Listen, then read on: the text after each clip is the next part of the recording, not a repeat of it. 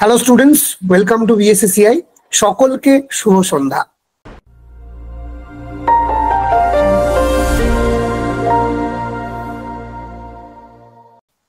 আজকে আমরা সংস্কৃতের আরো একটি ফ্রি ক্লাস তোমাদের সামনে আয়োজন করেছি। ওপেন টু অল এই ক্লাসটিতে আমাদের আলোচ্য বিষয় অভিজ্ঞান ও শাকুন্তলম। ঠিক আছে, আমরা সংস্কৃত শাস্ত্রে অভিজ্ঞান ও শাকুন্তলম একদম প্রথম থেকেই শুনে আসছি যে নাটকটির নাম। বলে রাখা ভালো, এই গ্রন্থটি এমন একটি গ্রন্থ, যতদিন সংস্কৃতের চর্চা থাকবে ততদিনই বোধহয় কালিদাস এবং অভিজ্ঞান ও শাকুন্তলমের চর্চা থাকবে এবং তার গুরুত্ব থাকবে, এবং যে কোনো পরীক্ষায়, সিলেবাসে, এমনকি ইন্টারভিউ এই জায়গা থেকে প্রশ্ন থাকবেই। খুব আশ্চর্যের বিষয় বা ভালো লাগার বিষয়, এমনই একটি গ্রন্থ যেটা যতবারই আমরা পড়ি নব নব রূপে নতুন আঙ্গিকে আমাদের সামনে ধরা দেয়, এবং যেন আমরা এক নতুন অনুভব, নতুন অনুভূতি খুঁজে পাই পড়ার মধ্যে দিয়ে। তবে সেই দৃষ্টিভঙ্গিটা থাকা চাই। আজকে তেমনি নতুন আঙ্গিকে, নতুন দৃষ্টিতে আমরা অভিজ্ঞান ও শাকুন্তলমকে পড়ার চেষ্টা করব। জানা এবং অজানার তথ্যের মধ্যে দিয়ে এক অনন্য অনুভূতি পাবে আজকের ক্লাসে, এটুকু তোমাকে বলতে পারি। ঠিক আছে, তো আর দেরি করছি না, আজকের এই ক্লাস আমি শুরু করতে অনুরোধ করছি আমাদের সকলের প্রিয় স্যার অভিজিৎ স্যারকে। অভিজিৎ স্যার। হ্যাঁ, অসংখ্য ধন্যবাদ অমিত স্যারকে। আমার কথা শোনা যাচ্ছে তো? হ্যাঁ স্যার, শোনা যাচ্ছে। প্রত্যেককেই স্বাগত। আজকে আমাদের আলোচ্য বিষয় কালিদাস রচিত অভিজ্ঞান শাকুন্তলম নাটক। আমরা জানি অভিজ্ঞান শাকুন্তলম মহাকবি কালিদাস লেখা। এবার এই নাটক কথাটা কোথা থেকে এলো, নাটকের উৎপত্তি কোথায়? আমরা তো সাধারণত জানি কাব্যম দ্বিবিধম, কাব্য দুই প্রকারের, দৃশ্য কাব্যম এবং শ্রব্য কাব্যম। তাহলে কাব্য কি? কেননা কাব্য প্রকাশেই বলা রয়েছে যে অলৌকিক বর্ণনা নিপুণ কবি তস্য কর্ম স্মৃতং কাব্যম, মানে যিনি অলৌকিক বর্ণনায় নিপুণ এবং তার রচনাকৃত কাব্য বলা হয়। এবং এই কাব্য যে দুই প্রকার, দৃশ্য কাব্য এবং শ্রব্য কাব্য। দৃশ্য কাব্য কি বলা যেতে পারে? তত্র দৃশ্যম অভিনয়ম আর শ্রব্যম শ্রোতব্য মাত্র। এই যে দৃশ্য কাব্য, এই দৃশ্য কাব্য মূলত রূপক উপরূপক এই দুই ভাগে বিভক্ত। রূপক আমরা জানি রূপক 10টি এবং উপরূপক 18টি। এই 10টি রূপকের মধ্যেই একটি হচ্ছে নাটক। তো মহাকবি কালিদাসের লেখা অভিজ্ঞান শাকুন্তলম কি? একটি নাটক।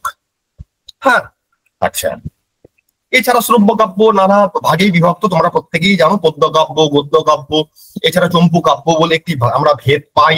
এবং গদ্য কাব্য, কথা, আখ্যায়িকা এই দুই ভাগে বিভাজিত। এবং পরবর্তীকালে পদ্য কাব্য, প্রবন্ধ এবং মুক্তক, প্রবন্ধ কাব্য বা দুই ভাগে বিভাজিত, মহাকাব্য এবং খণ্ডকাব্য।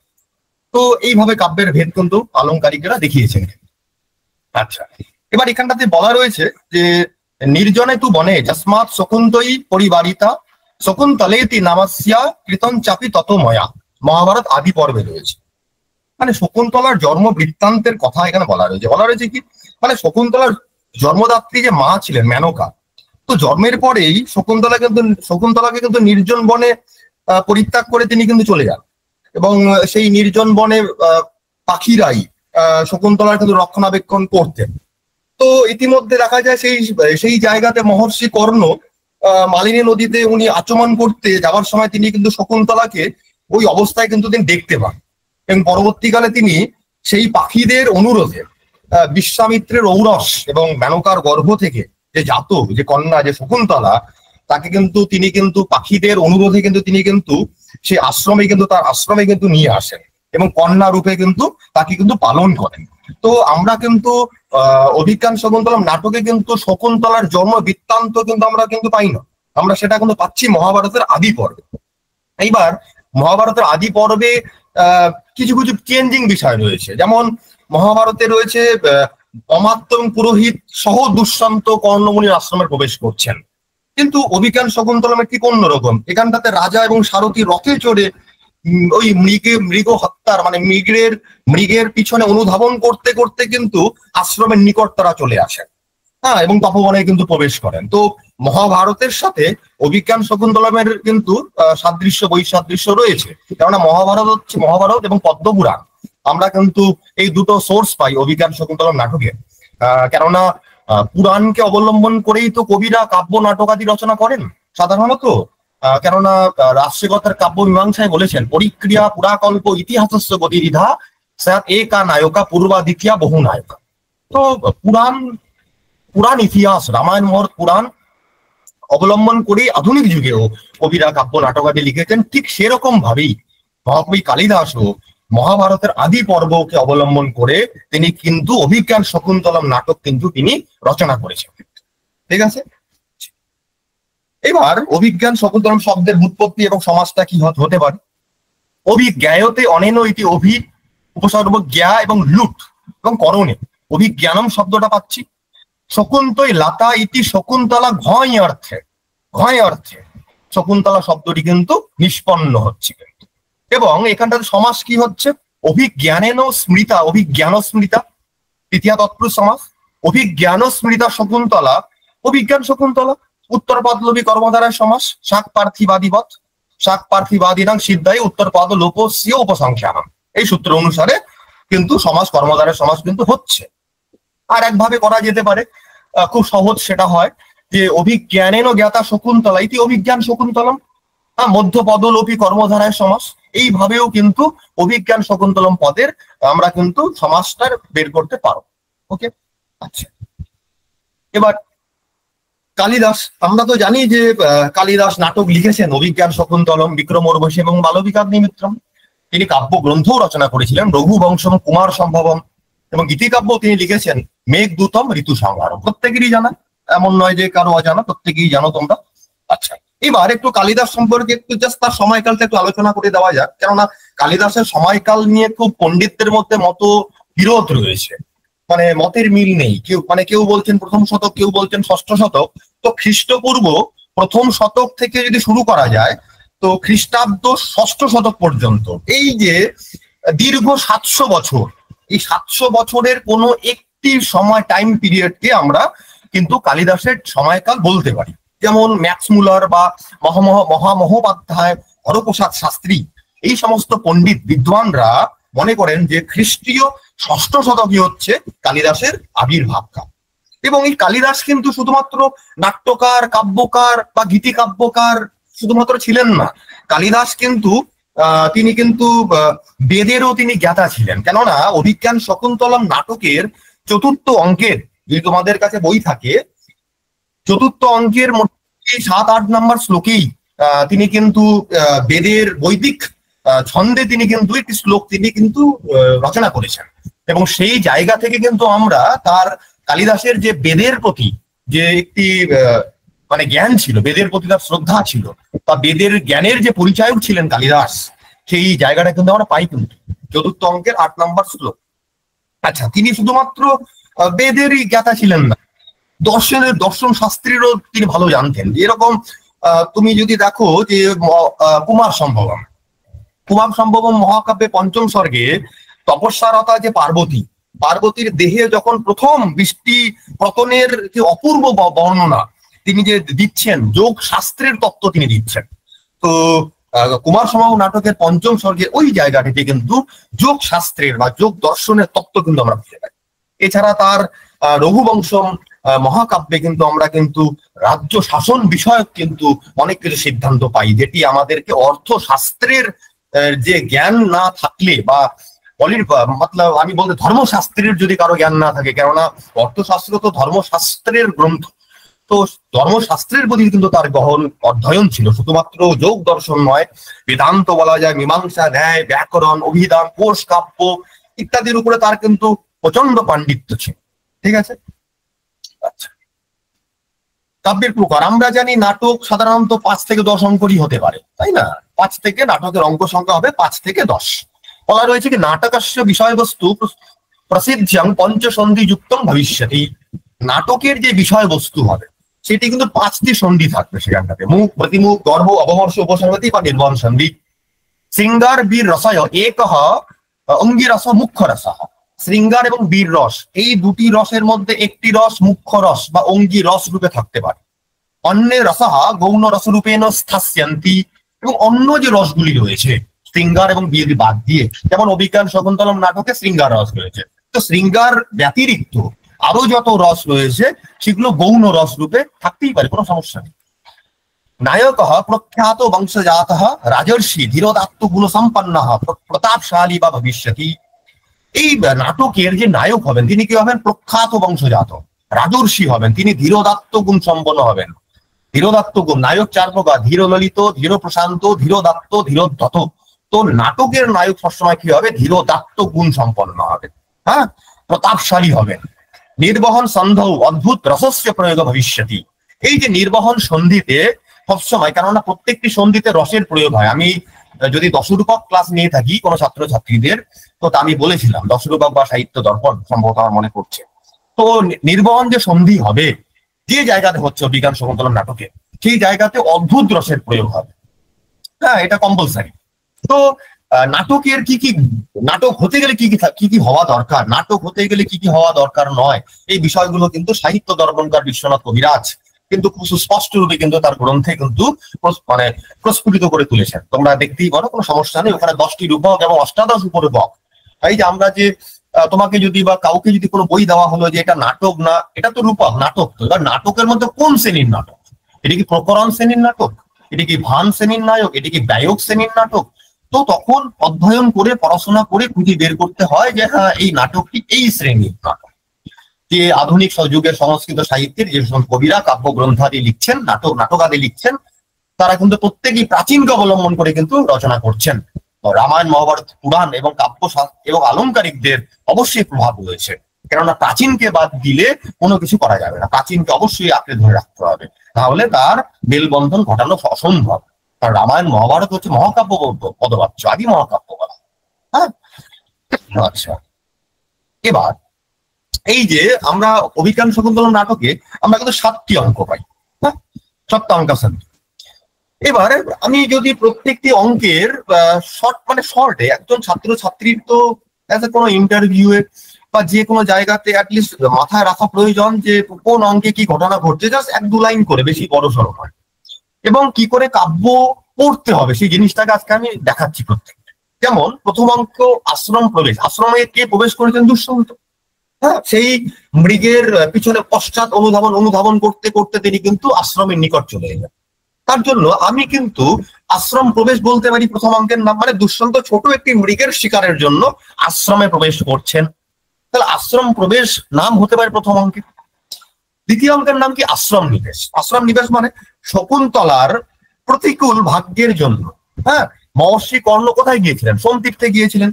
হ্যাঁ, তো আশ্রমের কর্ণের, এই যে মহর্ষি কর্ণের, বা আমি যাকে মহর্ষি কর্ণকে পরবর্তীকালে কাশ্যপ বলা হচ্ছে, তো মহর্ষি কর্ণের অনুপস্থিতিতে তো মহর্ষি কর্ণ আশ্রমের সমস্ত রক্ষণাবেক্ষণের বা আশ্রমকে দেখাশোনার দায়িত্ব কাকে দিলেন? গৌতমী।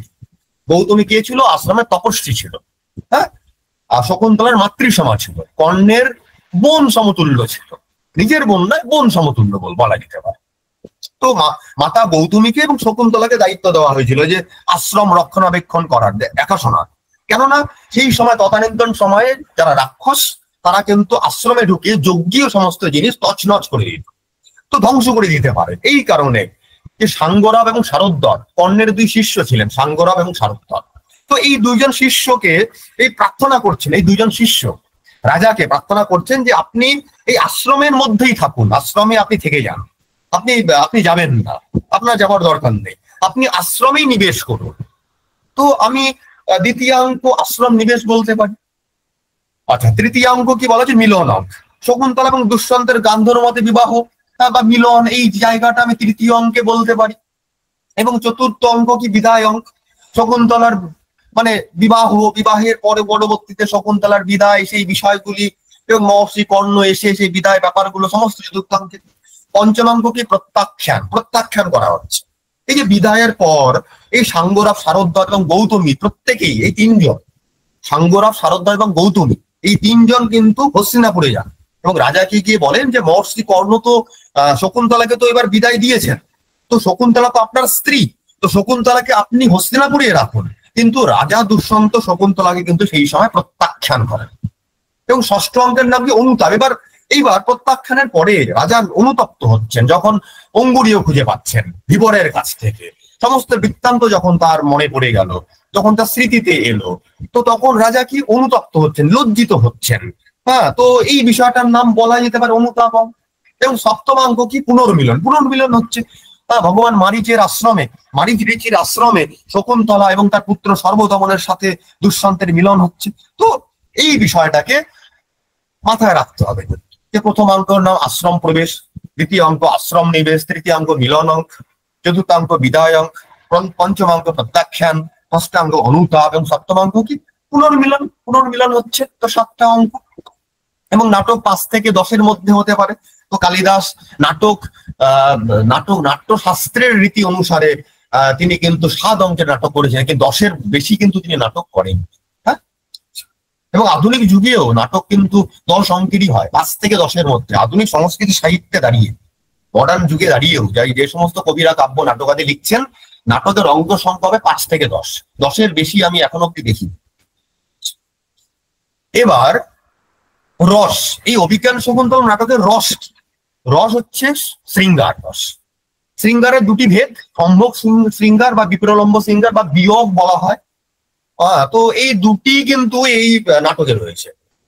হ্যাঁ, এবং উপজীব্য কি মহাভারতের আদি পর্বের 68 থেকে 74 অধ্যায়, এই 7টি অধ্যায় হচ্ছে শকুন্তল উপাখ্যান। এবং পদ্মপুরাণেও আমরা কিন্তু তার সোর্স পাই। নায়ক হচ্ছে দুষ্যন্ত এবং নায়িকা হচ্ছে শকুন্তলা। দুষ্যন্ত কি ধীরোদাত্ত শ্রেণীর নায়ক। ধীরোদাত্ত নায়ক কাকে বলে? যে নায়ক মহৎ, যে নায়ক উন্নত চরিত্রের অধিকারী এবং যিনি শ্রেষ্ঠত্বের মহিমা যার মধ্যে রয়েছে, তাকেই বলা হয় ধীরোদাত্ত নায়ক। যেমন তার লক্ষণে বলা রয়েছে মহাসত্য অতি গম্ভীর ক্ষমাবান বিকথন স্থির নিগুড়া অহংকার ধীরোদাত্ত দৃঢ়ব্রত। এটি ধীরোদাত্ত নায়কের লক্ষণ। আচ্ছা, নায়িকা হচ্ছে শকুন্তলা কি মুগ্ধা শ্রেণীর নায়িকা। তো মুগ্ধা নায়িকা কাকে বলে? মুগ্ধা নায়িকার লক্ষণ সম্পর্কে যেমন বলা রয়েছে মুগ্ধা নববয় কামা রতৌ পামা মৃদু ক্রুধি, মানে যে নায়িকার রাগান্বিত হলেও যে কোমল, যার মনের মধ্যে কোনো ঈর্ষা নেই, হ্যাঁ, যে কামের প্রতি আসক্ত, তাকে বলা হয় মুগ্ধা শ্রেণীর নায়িকা। হ্যাঁ, এবং শকুন্তলা এবং দুষ্যন্তের মতো গান্ধার মধ্যে বিবাহ হয়। তো শকুন্তলা কি মুগ্ধা শ্রেণীর নায়িকা। মুগ্ধা নায়িকার লক্ষণ কি আরেকবার বলছি, মুগ্ধা নববয় কামা রতৌ পামা মৃদু ক্রুধি, এটি হচ্ছে মুগ্ধা শ্রেণীর নায়িকার লক্ষণ। আচ্ছা, গুণ কি অভিজ্ঞান শকুন্তলম নাটকে? গুণ হচ্ছে মাধুর্য। আমরা জানি গুণ মাধুর্য, ওজ প্রসাদ। মাধুর্য গুণের লক্ষণ কি? আহ্লাদগত্যং মাধুর্যং শৃঙ্গারে দুটি কারণম। এই লক্ষণগুলো মনে রাখতে হবে না, সাহিত্য দর্পণে পেয়ে যাবে। হ্যাঁ, ওজ গুণের লক্ষণ কি? এগুলো মনে রাখবে সবসময়। হ্যাঁ, দীপ্তাত্ম বিস্তৃত হেতু ওজ কাব্যে বীর স্থিতি। হ্যাঁ, আর হচ্ছে মাধুর্য প্রসাদ গুণের লক্ষণ কি? চিত্তং ব্যাপ্নতি, চিত্তকে ব্যাপ্নতি শব্দের অর্থ কি? আবিষ্কার অতি। হ্যাঁ, যে আচ্ছাদিত করে চিত্তকে, মনকে। চিত্তং ব্যাপ্নতি যা সুস্কেন্ধন ইবানল প্রসাদ সমস্ত রসেষু রচনাসু। প্রসাদ গুণ কোথায় থাকে? সমস্ত রসে এবং সমস্ত রচনায় প্রসাদ গুণ বিদ্যমান। কিন্তু অভিজ্ঞান শকুন্তলম নাটকে প্রসাদ গুণ থাকতেই পারে, কিন্তু মেইন মাধুর্য গুণের প্রাচুর্য কিন্তু লক্ষণীয়। রীতি কি? ইংরেজিতে যাকে স্টাইল বলা হয় তাকে রীতি বলা হয়, বা শৈলী যাকে বলা হচ্ছে। রীতি হচ্ছে বৈদর্ভী রীতি। কালিদাস কিন্তু বৈদর্ভী রীতির কবি ছিলেন, কেননা কালিদাসের সমস্ত রচনাতেই, কালিদাসের যত রচনা রয়েছে, কালিদাস সমস্ত রচনাতেই কিন্তু বৈদর্ভী রীতির প্রয়োগ তিনি কিন্তু করেছেন। আমরা জানি বৈদর্ভী, গৌরী, পাঞ্চালী, লাঠি, এই 4টি রীতি। হ্যাঁ, তো এই যে বৈদর্ভী রীতির লক্ষণ কি? অবৃত্তির অল্প বৃত্তির বা বৈদর্ভী রীতি ইস্যাতে। হ্যাঁ, এরকম কিন্তু বৈদর্ভী রীতির লক্ষণ রয়েছে, এগুলো কিন্তু অবশ্যই দেখতে হবে। এবং অলংকার, 24 প্রকারের অলংকারের প্রয়োগ করেছেন তিনি কিন্তু অভিজ্ঞান শকুন্তলম নাটক। এবং ছন্দের মূলত ছন্দ হিসেবে উপজাতি ছন্দ এবং বৈদিক ছন্দ তিনি প্রয়োগ করেছেন। ত্রিষ্টুপ ছন্দের প্রয়োগ রয়েছে অভিজ্ঞান শকুন্তলম নাটক। কিছু কিছু জায়গাতে ত্রিষ্টুপ ছন্দের প্রয়োগ রয়েছে। এবং এই অভিজ্ঞান শকুন্তলম নাটকের ইংরেজি ভাষায় প্রথম অনুবাদ করেন 1789 খ্রিস্টাব্দে উইলিয়াম জোন্স। এই উইলিয়াম জোন্সই কালিদাসকে এই উইলিয়াম জোন্স কিন্তু ভারতের শেক্সপিয়ার বলেছেন। হ্যাঁ, উইলিয়াম জোন্স প্রথম ইংরেজি অনুবাদ করেন কিন্তু, এবং জার্মান ভাষায় অনুবাদ করেন গেটে মহাশয়। এছাড়া আরো অনেকে রয়েছে, এরপর আমি আসছি। জিনিসগুলো মাথায় রাখা দরকার। এইবার অভিজ্ঞান শকুন্তল নাটকের ইংরেজি অনুবাদ, যেমন 1789, এটা হচ্ছে সাল বা বর্ষ। এই বর্ষে 1789 খ্রিস্টাব্দে বা সালে বা বর্ষে স্যার উইলিয়াম জোন্স, তার বইয়ের নাম কি? Shakuntala or the fatal ring, এটি হচ্ছে তার গ্রন্থের নাম। তিনি 1789 খ্রিস্টাব্দে এই অভিজ্ঞান শকুন্তলম নাটকে ইংরেজি অনুবাদ করলেন এবং বইয়ের নাম দিলেন কি? Shakuntala or the fatal ring. কোথা থেকে প্রকাশিত হলো? ইংল্যান্ড থেকে। Just imagine. হ্যাঁ, 1855 খ্রিস্টাব্দে মনিয়ার উইলিয়ামসন কি রচনা করলেন? শকুন্তলার ইংরেজি অনুবাদ করলেন, Shakuntala or the lost ring. এটি প্রকাশিত হয়েছে হার্টফোর্ড, ইউএস থেকে, ইউনাইটেড স্টেটস। 1894 খ্রিস্টাব্দে H Edgren Shakuntala or the recovered ring, এটি নিউ ইয়র্ক থেকে প্রকাশিত। হ্যাঁ, এগুলো কিন্তু এনটিএ নেট সেটে কিন্তু মাঝে মধ্যে প্রশ্ন হয় যে অভিজ্ঞান শকুন্তলা নাটকের ইংরেজি অনুবাদ কে করেছেন। তো এরকম 4টে অপশন থাকে, 3টি ভুল, একটা সঠিক। তো এই বিষয়গুলোকে কিন্তু অবশ্যই ফোকাস করতে হবে, কি এনটিএ নেট কি এসএলএসটি, যে কোনো জায়গায় প্রশ্ন যেখান থেকে খুশি হতে পারে। প্রশ্ন মানে যেখান থেকে খুশি আসতে পারে। তো সেইভাবে প্রিপারেশনটা নেওয়াটা খুব প্রয়োজন। তার প্রারম্ভিক রূপটা আমি দেখাচ্ছি। এবার অভিজ্ঞান শকুন্তলা নাটকের জার্মান অনুবাদ, যেমন 1791 খ্রিস্টাব্দে ফার্স্ট এডিশন, 1803 সেকেন্ড এডিশন, মানে সেকেন্ড এডিশন মানে দ্বিতীয় প্রকাশ, ফার্স্ট এডিশন মানে প্রথম প্রকাশ, আশা করি তোমরা প্রত্যেকেই জানো। 1820-তে থার্ড এডিশন, 1879-তে ফোর্থ এডিশন। কে করেন? জার্মান ভাষায় জর্জ ফরস্টার। তার বইয়ের নাম কি দেন তিনি? জার্মান ভাষায় তিনি বইয়ের নাম দিয়েছেন শকুন্তলা অর্ডার ডার ইনসিডেন্ট দি রিং। এটি জার্মান ভাষা, জার্মানি থেকে প্রকাশিত।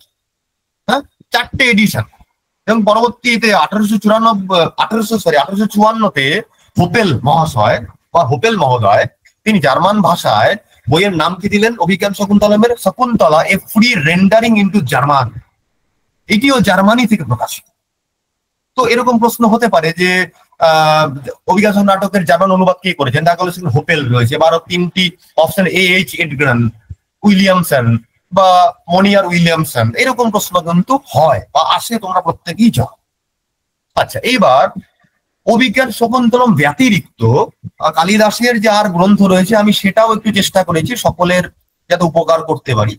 যেমন বিক্রমোর্বশীয়ম নাটক, এরও ইংরেজি অনুবাদক রয়েছেন, যেমন মনিয়ার উইলিয়ামসন 1849 খ্রিস্টাব্দে তিনি প্রথম অনুবাদ করেন ইংরেজি ভাষায় বিক্রমোর্বশীয়ম নাটক।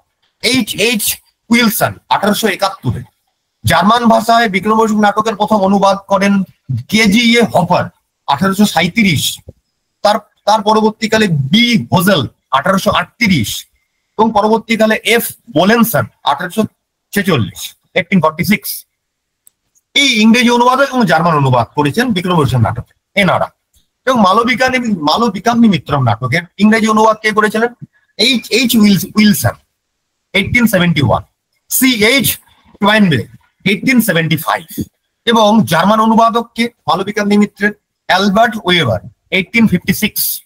হ্যাঁ, সেই সময় 1856-তে তিনি কিন্তু জার্মান ভাষায় মালবিকাগ্নি মিত্রম নাটক নিয়ে কিন্তু অনুবাদ করেন। এবং লোডবিং প্রাইজ 1881, তো তিনিও কিন্তু মালবিকাগ্নি মিত্রম নাটক কিন্তু তিনি জার্মান ভাষায় অনুবাদ করেন, তাই তিনি অনুবাদক। এবার রঘুবংশম নাটকে ইংরেজি অনুবাদক কে কে ছিলেন? গ্রিফিথ 1861, জনস্টন 1902 এবং জার্মান অনুবাদক কে? রঘুবংশম মহাকাব্যে শ্রীডোর, ওটো ওয়াল্টার 1902 এবং 1914। হ্যাঁ, আচ্ছা, এবার কুমার সম্ভবম মহাকাব্যের ইংরেজি অনুবাদ কে করেছিলেন? গ্রিফিথ রাইডার, এইচ উইলসন এবং জার্মান অনুবাদক কে? এ বাল্টার, কে গ্লেজার এবং ভিন্টার নিটস ও কুমার সম্ভবের কিন্তু জার্মান ভাষায় কিন্তু অনুবাদ করেছেন।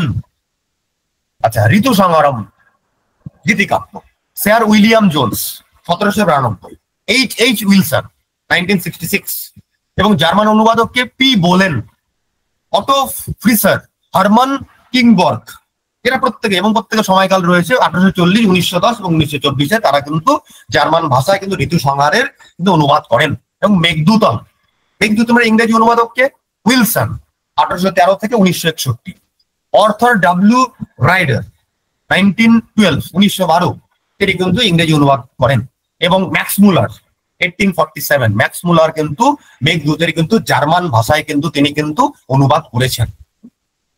আচ্ছা, এবার নাটকে বিভিন্ন পাত্রপাত্রীর সংক্ষিপ্ত পরিচয় জানাটা খুব আবশ্যক কোনো কাব্য অধ্যয়নের আগে, বা কিভাবে জানাটা দরকার সেটাও আমি আজকে স্ট্র্যাটেজি সবাইকে দিয়ে দিচ্ছি। যেমন নায়ককে দুষ্যন্ত, দুষ্যন্ত কি শ্রেণীর নায়ক? ধীরদত্ত শ্রেণীর নায়ক। ধীরদত্ত নায়ক মানে কি? যিনি সর্বগুণ সম্পন্ন যিনি যে নায়ক হবেন, কিন্তু আত্মপ্রশংসা যিনি করবেন না, এমন নায়ক, নিজের আত্মপ্রশংসা যিনি করবেন। এবং এই দুষ্যন্ত কোন বংশের? পুরু বংশের ছিল। এই রয় রস্যু হবে, পুরু বংশের। এবং তার রাজধানী কোথায় ছিল? হস্তিনাপুরে ছিল। হ্যাঁ, এরকম প্রশ্ন হয় যে দুষ্যন্তের বংশ কোন বংশ, রাজধানী কোথায়, তিনি কোন শ্রেণীর নায়ক? হ্যাঁ, নায়িকাকে শকুন্তলা মুগ্ধা শ্রেণীর নায়িকা, পিতামাতাকে বিশ্বামিত্র এবং মাতা মেনকা, এবং পালিত পিতাকে প্রত্যেকে যেন কর্ণ বা যাকে কাশ্যপ বলা হচ্ছে, মহর্ষি কর্ণকে কাশ্যপ বলা হচ্ছে এখানে। ওকে, আচ্ছা, এবার মহর্ষি কর্ণ সম্পর্কে একটু জানাটা খুব প্রয়োজন, যতটুকু জানা দরকার। নেট সেট, যে কোনো ইন্টারভিউ, যে কোনো এসএলএসটি হোক, যে কোনো কলেজ ইউনিভার্সিটি, যে কোনো ইন্টারভিউ, যেটা মহর্ষি কর্ণ। মহর্ষি কর্ণ কে ছিলেন? আশ্রমের অধিপতি ছিলেন। তার আশ্রম কোথায় ছিল? মালিনী নদীর তীর। এবং এই মহর্ষি কর্ণ কি করেছিলেন? শকুন্তলার ভাগ্যের, প্রতিকূল ভাগ্যের রক্ষার জন্য বা শান্তির জন্য তিনি কোথায় যান? সোমতীর্থে যান। কিন্তু তিনি কিন্তু শচী তীর্থে যান। দুটো তীর্থ অভিজ্ঞান শকুন্তলামে রয়েছে, সোম তীর্থ আর শচী তীর্থ, খুব কনফিউশন হয় ছেলের মেয়েদের মধ্যে। তো সোম তীর্থে তিনি যান। এবং চতুর্থ অঙ্কে সর্বপ্রথম দর্শনে মহর্ষি কর্ণ। মহর্ষি কর্ণকে আর কোনো অঙ্কে দেখতে পাওয়া যায়নি। চতুর্থ অঙ্কে কিন্তু মহর্ষি কর্ণ কিন্তু প্রবেশ করেন, তোমরা দেখতেই পাবে। বিদূষক কে ছিলেন? বিদূষক কাকে বলে? বিদূষক হচ্ছে যে হাস্য রসিক। যেমন সাহিত্য দর্পণে বিদূষকের লক্ষণ দেওয়া রয়েছে, এক বিটশ্চান্ন হাস্যকৃচ বিদূষক, যে হাস্য রসিক বা হাস্যকারী তাকেই বিদূষক বলা হয়। তো অভিজ্ঞান শকুন্তলম নাটকের বিদূষক ছিলেন মাধব। খুব ভেরি ভেরি ইম্পর্টেন্ট কোশ্চেন, পরীক্ষায় আসে। এবার এই সাঙ্গরা এবং শারদদাত কে ছিলেন? প্রথম মহর্ষি কর্ণের শিষ্য ছিলেন তারা, এবং শকুন্তলার ভাই, মানে শকুন্তলা ভাইয়ের মতো তাদের দুজনকে দেখতেন, এবং নিজের দিদির মতো সাঙ্গরাব এবং শারদদাত শকুন্তলাকে কিন্তু দেখতেন। আচ্ছা, এবং শকুন্তলার বিদায়ের সময় হস্তিনাপুরে যায়। কে যায়? সাঙ্গরাব এবং শারদদাত, কিন্তু এরা দুজন কিন্তু যান, এবং তার সাথে গৌতমীও যান। এবং পঞ্চম অঙ্কে যখন দুষ্যন্ত শকুন্তলাকে যখন চিনতে পারছেন না, যখন শকুন্তলাকে প্রত্যাখ্যান করছেন, তখন সাঙ্গরাব কিন্তু দুষ্যন্তের সাথে বাক কলহে লিপ্ত হন। বাক কলহ মানে হচ্ছে ঝগড়াঝাড়িতে তিনি কিন্তু লিপ্ত হয়ে যান। কেননা রব শব্দের অর্থই তো হচ্ছে আওয়াজ। আমি এখন লিখে দিয়েছি যে রব মানেই তো আওয়াজ। তো সাঙ্গরাব ছিল মোস্ট সিনিয়র। তো স্বাভাবিক নিজের দিদিকে বা নিজের বোনকে চিনতে পারছে না, তো স্বাভাবিক তার ক্ষিপ্ত হওয়াটা তো অস্বাভাবিক নয়, যথেষ্ট স্বাভাবিক। তো যতটুকু পেরেছে বাক কলহে লিপ্ত হয়েছে। তো সেই কারণে শকুন্তলা কিন্তু তাদের দুজনকে ছোট থেকেই ভাইয়ের চোখে কিন্তু দেখতেন, সাঙ্গরাব এবং শারদদাত। খুব মোস্ট ইম্পর্টেন্ট ক্যারেক্টার। অনুসূয়া এবং প্রিয়ংবদা। অনুসূয়া কে ছিলেন? কর্ণের আশ্রমে ছিলেন তারা, এবং শকুন্তলার দুই সখী ছিলেন, প্রত্যেকেই জানো। এবং গৌতমী, এই গৌতমী কে ছিলেন? গৌতমী ছিলেন আশ্রমের অধ্যক্ষা। মানে মহর্ষি কর্ণের অনুপস্থিতিতে এই গৌতমীর উপরে দায়িত্ব থাকতো যে গৌতমী রক্ষণাবেক্ষণ করবেন, গৌতমী আর শকুন্তলা। বিদ্যা তাপসী, উনি বিদ্যায় তাপসী ছিলেন। শকুন্তলার মাতৃসমা, শকুন্তলার মায়ের সমতুল্য ছিলেন, এবং কর্ণের বোন, মানে কর্ণের বানন্য বোন, হ্যাঁ সেরকম ছিলেন গৌতমী। তিনি শকুন্তলার বিদায়ের সময় তিনি কিন্তু হস্তিনাপুরে যান, পঞ্চম অঙ্কে রয়েছে। সাঙ্গরাব, শারদদাত এদেরকে নিয়ে তিনিও কিন্তু পঞ্চম অঙ্কে কিন্তু তিনি হস্তিনাপুরে গিয়েছিলেন। এই সানুমতি কে ছিলেন? সানুমতি ছিলেন মেনকার সখী। হ্যাঁ, শকুন্তলার যে মা মেনকা, তার সখী ছিলেন কিন্তু সানুমতি। জয়ন্ত কে ছিলেন? ইন্দ্রের পুত্র ছিলেন জয়ন্ত। মাতলি ছিলেন ইন্দ্রের সারথী। এই ষষ্ঠ অঙ্ক যখন শেষ হচ্ছে, ষষ্ঠ অঙ্কের শেষের দিকে দেবরাজ ইন্দ্র সংবাদ পাঠান এই মাতলির হাত দিয়েই। ইন্দ্রের সারথী ছিলেন, এই হাত দিয়েই সংবাদ পাঠান যে দেবাসুর সংগ্রাম হবে। তো ইন্দ্র চাচ্ছে যে কোনো পৃথিবী থেকে কোনো এমন এক রাজাকে আহ্বান করা হোক, যিনি খুব শক্তিশালী, খুব ধুরন্ধর, তো এই মাতলি কিন্তু ইন্দ্রের অনুরোধে তিনি কিন্তু দুষ্যন্তের কাছে দেবাসুর সংগ্রামে ইন্দ্র চাচ্ছেন যে তিনি সেখানে যাবেন, তো পৃথিবী থেকে এনাকে আহ্বান করা হচ্ছে, সেই কারণে তিনি কিন্তু এসছিলেন মাতলি, ইন্দ্রের সেই সংবাদ নিয়ে এসছিলেন দুষ্যন্তের কাছে, হ্যাঁ, স্বর্গ থেকে। আচ্ছা, দুর্বাসা কে ছিলেন প্রত্যেকেই জানো, জনপ্রিয় এক মহর্ষি ছিলেন তিনি। খুব রাগী এবং শকুন্তলাকে তিনি অভিশাপ দেন, মানে যখন তখন তার মুখ থেকে অভিশাপ বেরিয়ে যায়, এরকম ক্যারেক্টার দুর্বাসার ছিল। এবং বৈখানস খুব সুন্দর একটি ক্যারেক্টার, প্রথমাঙ্কেই পাই আমরা। শকুন্তলার প্রতিকূল ভাগ্যের শান্তির জন্য কর্ণ যে সোমতীর্থে গিয়েছিলেন, এই সূচনা, এই সংবাদ প্রথম বৈখানসই রাজাকে দিয়েছিলেন, যে মহর্ষি কর্ণ শকুন্তলার প্রতিকূল ভাগ্যের জন্য তিনি কিন্তু সোমতীর্থে গিয়েছিলেন। এখানে লাইনটা আমি তুলে দিয়েছি, প্রথমাঙ্কেই রয়েছে, ইদানিম এব দুহিতরং শকুন্তলাম অতিথি সৎকারায় সন্দিশ্য দৈবমস্যা প্রতিকূলম সময়তুম সৌমতীর্থং গতঃ। তিনি বৈখানস রাজাকে বলছে যে শকুন্তলাকে অতিথি সৎকারের সমস্ত দায়িত্ব দিয়ে মহর্ষি কর্ণ শকুন্তলার প্রতিকূল ভাগ্যের শান্তির জন্য তিনি সোমতীর্থে গিয়েছেন। এই প্রথম কথা কিন্তু বৈখানসই রাজাকে দেন। তো পরীক্ষায় সাধারণত কোনো ইন্টারভিউ বা যে কোনো পরীক্ষাতে প্রশ্ন হতেই পারে যে মহর্ষি কর্ণ আশ্রমে নেই, এই সূচনা প্রথম রাজাকে কে দিয়েছিলেন। এবার যে পড়বে না তার পক্ষে অ্যান্সার করা সম্ভব না, পড়াশোনাটাকে এইভাবে করতে হবে অ্যাটলিস্ট।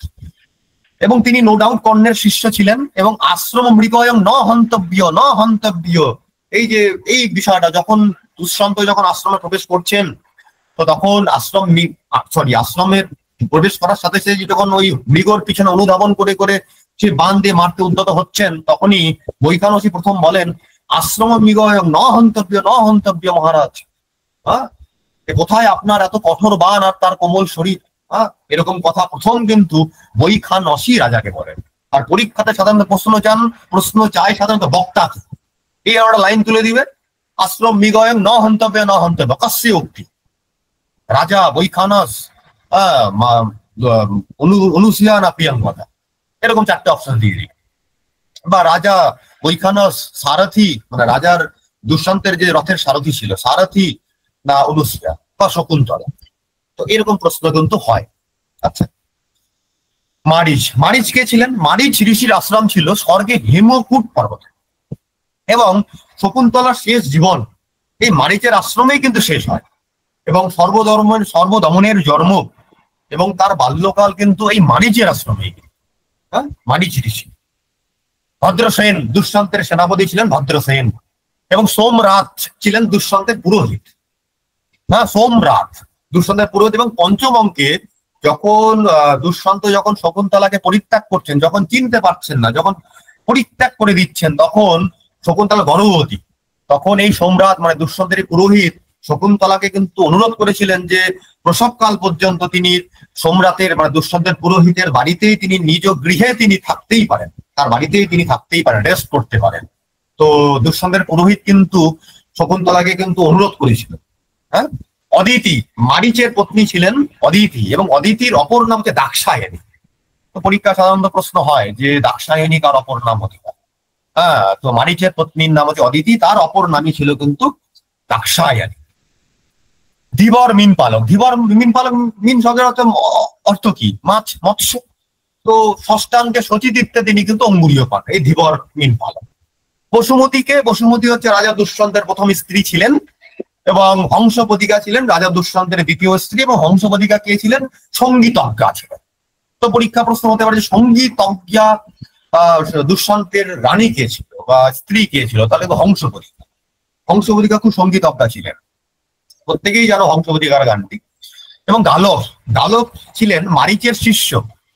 হ্যাঁ, মারিচ ঋষির শিষ্য ছিলেন গালব, এবং গালব সপ্তমাঙ্কে, এই গালবই প্রথম সপ্তমাঙ্কে শকুন্তলা দুষ্যন্ত এবং সর্বধর্মনের মিলনের সূচনা মহর্ষি কর্ণকে দিতে গিয়েছিল। এই গালব, এই মারিচের শিষ্য গালবই যে সপ্তম অঙ্কে যখন শকুন্তলা দুষ্যন্ত এবং সর্বদমনের যখন মিলন হচ্ছে, তখন সর্বপ্রথম এই গালব, এই মারিচের শিষ্যই মহর্ষি কর্ণকে গিয়ে এই সংবাদ দিতে যান যে হ্যাঁ, মিলনের সূচনা এই হতে যাচ্ছে।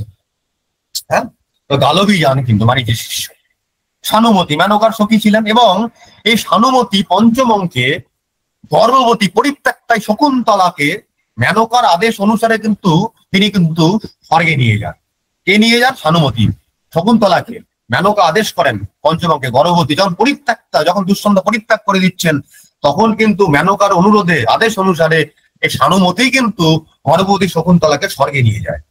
এবং পঞ্চমকে রাজা দুষ্যন্তের মনের অবস্থা কিরকম, তো সেটা জানার জন্য কিন্তু মেনকা আবার সানুমতিকে পাঠিয়েছিল যে যাও যাও তুমি দেখো যে রাজা দুষ্যন্তের মানসিক অবস্থা কিরকম, এখন রাজা দুষ্যন্ত কেমন রয়েছেন। তো মেনকা কিন্তু সানুমতিকে পাঠিয়েছিলেন রাজার মানসিক অবস্থা জানার। ওকে, এবার বিভিন্ন গুরুত্বপূর্ণ জায়গা যেমন মালিনী নদী কর্ণের আশ্রম ছিল, হেমকূট পর্বত মানিচের আশ্রম, শচী তীর্থ যেখানে আংটি হারিয়ে যায়, এবং শচী তীর্থের অর্থ হচ্ছে শচী দেবীর যে তীর্থ। শচী দেবী হচ্ছে দেবরাজ ইন্দ্রের স্ত্রী। দেবরাজ ইন্দ্রের স্ত্রীর নাম হচ্ছে শচী, তো যিনি সৌন্দর্য এবং ঐশ্বর্যের দেবী নামে পরিচিত এই শচী দেবী। হ্যাঁ, সোমতীর্থ মহর্ষি কর্ণ এখানে সোমতীর্থে কিন্তু তপস্যা করতে গিয়েছিলেন শকুন্তলার প্রতিকূল ভাগ্যের জন্য। হ্যাঁ, এবং এই সোমতীর্থ শ্রীকৃষ্ণের লীলাক্ষেত্র নামে পরিচিত। হ্যাঁ, শ্রীকৃষ্ণের লীলাক্ষেত্র হচ্ছে সোমতীর্থ। আচ্ছা, এবার মঙ্গলাচরণে আসা যাক। মঙ্গলাচরণে বলা হচ্ছে যে ইয়া সৃষ্টি স্রষ্টু আদ্যা বহতি বিধিহুতং ইয়া হবিরিয়া চ হত্রি ये दे कालं विधत्य श्रुति विषय गुणा या स्थिता व्याप्य विश्वम यमाहु सर्वबीज प्रकृति रीति यया प्राणिन प्राणवन्तः प्रत्यक्षाभि प्रपन्नस्तनुभि अवतु बस्त्याभि अष्टाभि ईशः। বলা হচ্ছে ইয়া সৃষ্টি ষষ্ঠু আদ্য, বলা হচ্ছে যে সৃষ্টি বা যে মূর্তি সৃষ্টির আদিতে মানে প্রজাপতি ব্রহ্মার পূর্বে যেটি ছিল, বিদ্যমান ছিল বা বর্তমান ছিল, সেটি কি? সেটি হচ্ছে জল।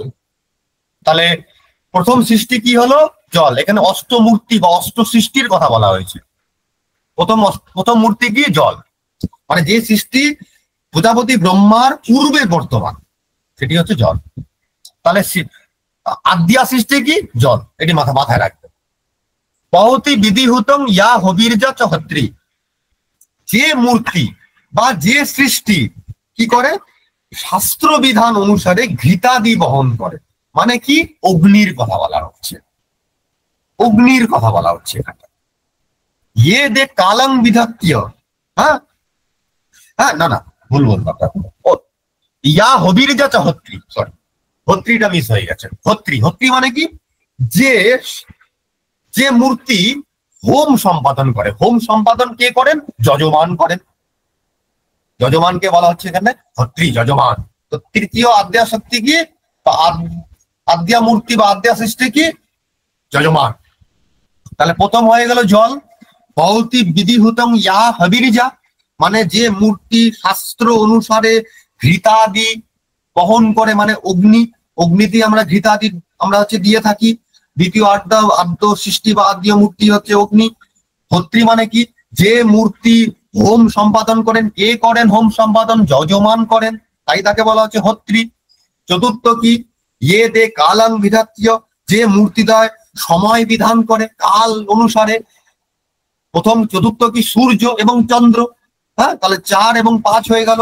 শ্রুতি বিষয় গুণা ইয়া স্থিতা ব্যাপ্য বিশ্বম, যা কর্ণেন্দ্রিয় গ্রাহ্য যে মূর্তি, সমস্ত বিশ্ব জুড়ে যা রয়েছে, মানে কি? আকাশ। হ্যাঁ, শ্রুতি বিষয় গুণা। ইয়ামাহু সর্ব বীজ প্রকৃতি রীতি, যে মূর্তি হচ্ছে সকল বীজের আধার, সবকিছুর মেইন সোর্স কি? পৃথিবী। এবং ইয়া প্রাণিন প্রাণবন্তহা, যে মূর্তির দ্বারা প্রাণীগণ কি? বল সম্পন্ন হয়ে থাকে, হ্যাঁ বেঁচে রয়েছে, সেটি কি? বায়ু। এই অষ্টমূর্তির কথা এখানে কিন্তু রয়েছে। তাই বলা হচ্ছে প্রত্যক্ষাভি প্রপন্নস্তনুভি অবতু বস্ত্যাভি অষ্টাভি ঈশাহ, মানে যে মূর্তির দ্বারা প্রাণী সকল সমস্ত বল পাচ্ছে বায়ু, এই প্রত্যক্ষ এই যে 8টি মূর্তি, অষ্টমূর্তিধর সেই শীত তোমাদের প্রত্যেককে রক্ষা করুক। তাহলে প্রথম আদ্যা সৃষ্টি কি? জল। দ্বিতীয় কি? অগ্নি। তৃতীয় কি? হত্রি মানে যজমান। চতুর্থ ইয়ে দে কালং বিধত্ত, মানে চতুর্থ পঞ্চম কি? সূর্য এবং চন্দ্র। শ্রুতি বিষয় গুণা কি? আকাশ। সর্ববীজ প্রকৃতি রীতি কি? পৃথিবী। এবং যা প্রাণীন প্রাণবন্ত মানে কি?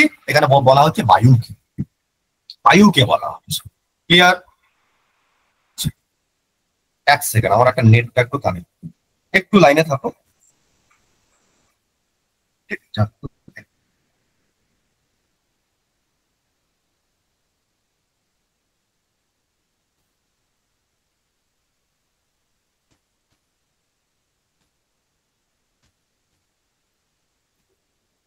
হ্যাঁ ঠিক আছে, এবার আসি। এবার আলোচ্য এই যে মঙ্গলাচরণ শ্লোক, এই মঙ্গলাচরণ শ্লোকে অষ্টমূর্তির বর্ণনা রয়েছে, শিবের স্তুতি করা রয়েছে, শিবের স্তুতি করা রয়েছে। এবং কালিদাস কে ছিলেন, কালিদাসের ধর্ম কি ছিল, তিনি শৈব ছিলেন, তিনি শিবের উপাসক ছিলেন। কালিদাস তার সমস্ত কাব্য গ্রন্থে মোটামুটি শিবেরই স্তুতি করেছেন।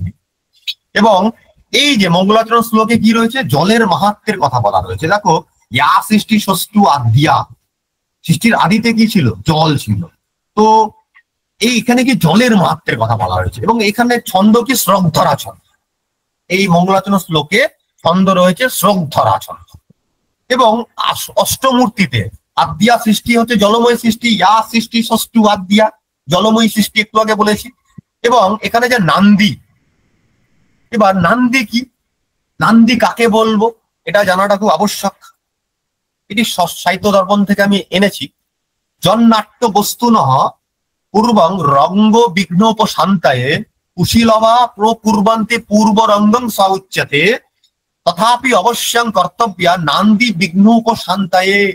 এটি বিশ্বনাথের সাহিত্য দর্পণের 6ষ্ঠ পরিচ্ছেদে কিন্তু রয়েছে। বলা রয়েছে কি, জন্নাট্য বস্তু ন পূর্বং রঙ্গ বিঘ্নোপশান্তায়ে কুশীলবা প্রকুর্বন্তি পূর্ব রঙ্গং স উচ্যতে। মানে সংস্কৃত নাটকের নিয়ম অনুযায়ী অভিনয়ের পূর্বে, যখন অভিনয় হচ্ছে, কোনো কিছু মঞ্চস্থ হচ্ছে, তো তার পূর্বে রঙ্গ বিঘ্ন নাশের জন্য, মানে সেই রঙ্গের, সেই মঞ্চের বিঘ্নের নাশের জন্য, বিঘ্ন নাশের জন্য, মানে অমঙ্গল কিছুর জন্য কি করা হয়, দেবতাদের বন্দনা পাঠের কিন্তু নির্দেশ আছে। তো দেবতাদের যে বন্দনা পাঠের যে নির্দেশ আছে, একেই বলা হয় কি, পূর্বরঙ্গ। তারপরে কি বলা হচ্ছে, তথাপি অবশ্যং কর্তব্যা নান্দি বিঘ্নোপশান্তায়ে। এবং এই পূর্বরঙ্গের আবার অনেক জিনিস রয়েছে, প্রত্যাহার আদি অনেক অংশ রয়েছে, তাদের মধ্যে নান্দি হচ্ছে অন্যতম। এবং পূর্বরঙ্গের সকল অংশেরই প্রয়োগ কিন্তু সর্বত্র হয় না। পূর্বরঙ্গের অনেক বিষয় রয়েছে, ভেদ রয়েছে, ভাগ রয়েছে, কিন্তু নান্দি সর্বত্রই হয়। নান্দি, হ্যাঁ, সাহিত্য দর্পণ খুলবে আরো ক্লিয়ার হবে। এইবার এই নান্দি কাকে বলবো, আশীর্বচন সংযুক্তা স্তুতি যস্মাৎ প্রযুজ্যতে দেব দ্বিজ নিপাদিনাং তস্মাৎ নান্দিতি সংগীতা। বলা হচ্ছে আশীর্বাদ, দেব দ্বিজ ইত্যাদির যে স্তুতি বা নিপ প্রশংসা বা নিপ মানে রাজাদের যে প্রশংসা প্রভৃতি আছে বা কোথাও থাকছে, তাতে কি হচ্ছে, সকলে আনন্দিত হচ্ছে, আনন্দ উৎপন্ন হচ্ছে। এরা এরা যদি থাকে আনন্দ উৎপন্ন হয়। আশীর্বাদ যদি থাকে, দেব দ্বিজ স্তুতি যদি করা হয়, রাজার যদি প্রশংসা করা হয়, প্রভৃতি থাকার বলে কি হচ্ছে, সকলের আনন্দ উৎপন্ন হয়। তাই এই যে আনন্দ উৎপন্ন হচ্ছে, তাই এর নাম হচ্ছে নান্দি। এবার এই নান্দি হচ্ছে কয় প্রকারের, বলা হচ্ছে নমস্কৃতি মাঙ্গলিকী আশি পত্রাবলী তথা। এই নান্দি হচ্ছে আবার 4 প্রকারের, একটি হচ্ছে নমস্কৃতি, একটি হচ্ছে মাঙ্গলিক, একটি হচ্ছে আশীর্বাদ মূলক, একটি পত্রাবলী। 4 প্রকারের নান্দি। নমস্কৃতি মানে নমস্কার মূলক, মাঙ্গলিকী মানে হচ্ছে মঙ্গল কামনা যেখানে করা হচ্ছে, আশি মানে আশীর্বাদ মূলক, এবং পত্রাবলী মানে যে নান্দিতে ঘটনাবস্তু বীজাকারে থাকে তাকে বলা হয় পত্রাবলী নান্দি। একটু পরে এসে বুঝিয়ে দিব। পদযুক্ত দ্বাদশ ভি অষ্টাভির্বা, মানে এই যে নান্দি, এই নান্দি 2 ভাবে হতে হবে, মানে 2 রকমের হয়। একটি হচ্ছে 8টি পদের, আর একটি হচ্ছে 12টি পদের। হ্যাঁ, অষ্টাপদা নান্দি, দ্বাদশ পদা নান্দি। তো অভিজ্ঞান শকুন্তলমের নান্দি হচ্ছে অষ্টাপদা নান্দি। এবার পদ কথার দ্বারা এখানটাতে কিন্তু অবান্তর বাক্য, ছোট ছোট বাক্যকে বোঝাবে, কিন্তু তাকেই কিন্তু এই পদ বলবো। হ্যাঁ, স্থান বিশেষে কোনো সুবন্ত তিমন্ত পদ, স্থান বিশেষে কোন শ্লোকের 1/4 যে আমি এই যে লক্ষানুসারে যে অবান্তর যে বাক্য, এরকম অর্থ কিন্তু এই পদ শব্দের দ্বারা গ্রহণ করতে হবে। এই যে আমি বলছি অষ্টাপদা নান্দি, দ্বাদশ পদা নান্দি, তো অভিজ্ঞান শকুন্তলমের নান্দি কিন্তু অষ্টাপদা। কেন অষ্টাপদা? কেননা এখানটাতে কিন্তু অষ্টাপদা এই কারণে বলবো, এখানে কিন্তু ছোট ছোট 1 শ্লোকের 1/4 অবান্তর বাক্য কিংবা ছোট ছোট বাক্যকে কিন্তু গ্রহণ করা হচ্ছে। ইয়া সৃষ্টি ষষ্ঠরাধ্যা বহতি বিধিয়তম ইয়া হবির্যাচ হত্রী, এখানে কিন্তু অষ্টাপদা নান্দি রয়েছে, 8টি পদ রয়েছে। ছোট ছোট বাক্যকে, অবান্তর বাক্যকে হ্যাঁ, স্থান বিশেষে সুবন্ত তিঙন্ত, স্থান বিশেষে শ্লোকের 1/4 এগুলো কিন্তু লক্ষানুসারেই অবান্তর বাক্য এরকম ধরতে হবে, কেননা লক্ষ্যের অনুসারেই তো লক্ষণকে ব্যাখ্যা করতে হয়, লক্ষ্যের অনুসারেই তো লক্ষণকে আমরা ব্যাখ্যা করব, বোঝা গেল? এবার এই পত্রাবলী নান্দি কাকে বলবো? এই যে পত্রাবলী নান্দি, অভিজ্ঞান শকুন্তলমের নান্দি হচ্ছে পত্রাবলী নান্দি। বলা হচ্ছে যস্যাং বীজস্য বিন্যাস হি অভিধেয়স্য বস্তুনঃ শ্লেষেন বা সমাসাক্তিয়া নান্দি পত্রাবলী সুতা পত্রাবলী তুষা। মানে যে নান্দিতে নাটকীয় ঘটনা বীজাকারে শ্লেষেন বা সমাসাক্তিয়া, শ্লেষের দ্বারা বা সমাশক্তির মাধ্যমে থাকে, তাকে বলা হয় পত্রাবলী নান্দি। মানে যে নান্দিতে কোনো ঘটনা বস্তু শ্লেষের দ্বারা বা সমাশক্তির দ্বারা বোঝানো হবে, তাকেই বলা হবে কিন্তু পত্রাবলী নান্দি। বোঝা গেল? তাহলে অভিজ্ঞান শকুন্তলমের নান্দি কি? পত্রাবলী। নান্দি কয় প্রকার? 4 প্রকার। 80 নমস্কৃতি, 80 মাঙ্গলিকী, পত্রাবলী। অভিজ্ঞান শকুন্তলমের অভিজ্ঞান নান্দি কি? অষ্টাবধা নান্দি, দ্বাদশপদা অষ্টাবধা নান্দি। নান্দি কাকে বলে সমস্ত আশা করি বুঝতে পেরেছে। আচ্ছা, এই যে ইয়া সৃষ্টি শ্বশুরাধ্যা, এই যে ইয়া সৃষ্টি শ্বশুরাধ্যা দ্বারা তো জলকে বোঝাচ্ছে, জলময়ী মূর্তিকে বোঝাচ্ছে। তো জলময়ী মূর্তি মানে এখানে কে? শকুন্তলা। বহুতি বিধিহুতং ইয়া হবিরিজা, বহুতি বিধিহুতং ইয়া হবিরিজা মানে কি? এখানে অগ্নিকে বোঝাচ্ছে। আমি একটু আগে বলেছিলাম এটা অগ্নিকে বোঝাচ্ছে, মানে যে মূর্তি শাস্ত্র বিধান অনুসারে প্রদত্ত ঘিতাদি বহন করে, অগ্নি করে।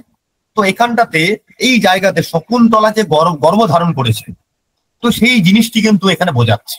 মানে শকুন্তলা গর্ভধারণ যে করেছে, বহুতি বিধিহুতং ইয়া হবিরিজা, এটি বোঝাচ্ছে। হত্রীকে যজমান, এখানে যজমানকে মহর্ষি কর্ণ। ইয়ে দে কালং বিধাত্রী, এদের কাল কি? নিত্য এবং অবিচ্ছেদ্য। তো এখানে কাল মানে কি? সূর্যচন্দ্র। তো এখানে সূর্যচন্দ্রের জায়গায় এখানটাতে অ্যাজ এ টেক্সট অনুসারে কাকে বোঝাচ্ছে? অনুসূয়াং প্রিয়ংবদা। অনুসূয়া প্রিয়ংবদা তো একদম অবিচ্ছেদ্য রূপে শকুন্তলার সাথে সবসময় থাকতেন। সখী, নিত্য সম্ভব। শ্রুতি বিষয় গুণা ইয়া স্থিতা ব্যাপ্য বিশ্বম, একটু আগে বলেছিলাম এটি মানে হচ্ছে আকাশময়ী সৃষ্টিকে বোঝাচ্ছে। মানে অ্যাজ এ নাটক অনুসারে শকুন্তলা যে পাতিব্রতাদি গুণের জন্য যে বিশ্ববিখ্যাত, পতিব্রত যে নারী শকুন্তলা, তো এই তার যে উদার মন স্বামীর প্রতি, হ্যাঁ, পতিব্রত কত বড় গুণ, তো এটি এই জায়গাটা কিন্তু এখানে বোঝাচ্ছে। মানে আকাশ যেরকম সর্বব্যাপী, হ্যাঁ, শ্রুতি বিষয় গুণম আকাশম, হ্যাঁ, তো যা স্থিতা ব্যাপ্য বিশ্বম। তো আকাশের মতো প্রতিব্রতাদি গুণ কার ছিল? শকুন্তলা। তো এখানে শকুন্তলাকে তার গুণের জন্য এখানে বোঝানো হচ্ছে যে আকাশের মতো সর্বব্যাপী ছিল তার প্রতিব্রত গুণ।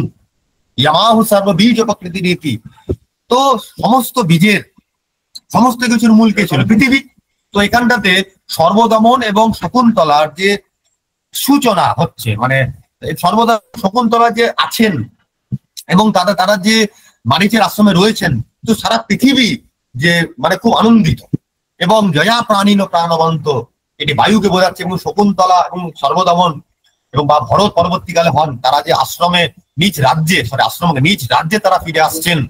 তো জয়া প্রাণীন প্রাণবন্ত, প্রত্যেকটি প্রাণী যেরকম মানে বায়ু ছাড়া যেরকম কেউ আমরা থাকতে পারি না, সেরকম প্রত্যেকটি প্রাণী যেরকম প্রাণ ফিরে পেল, যে হ্যাঁ শকুন্তলা, ভরত, সর্বদমন, দুষ্যন্ত আবার নিজ রাজ্যে তারা আগমন হচ্ছেন। হ্যাঁ, আশা করি বুঝতে পেরেছ।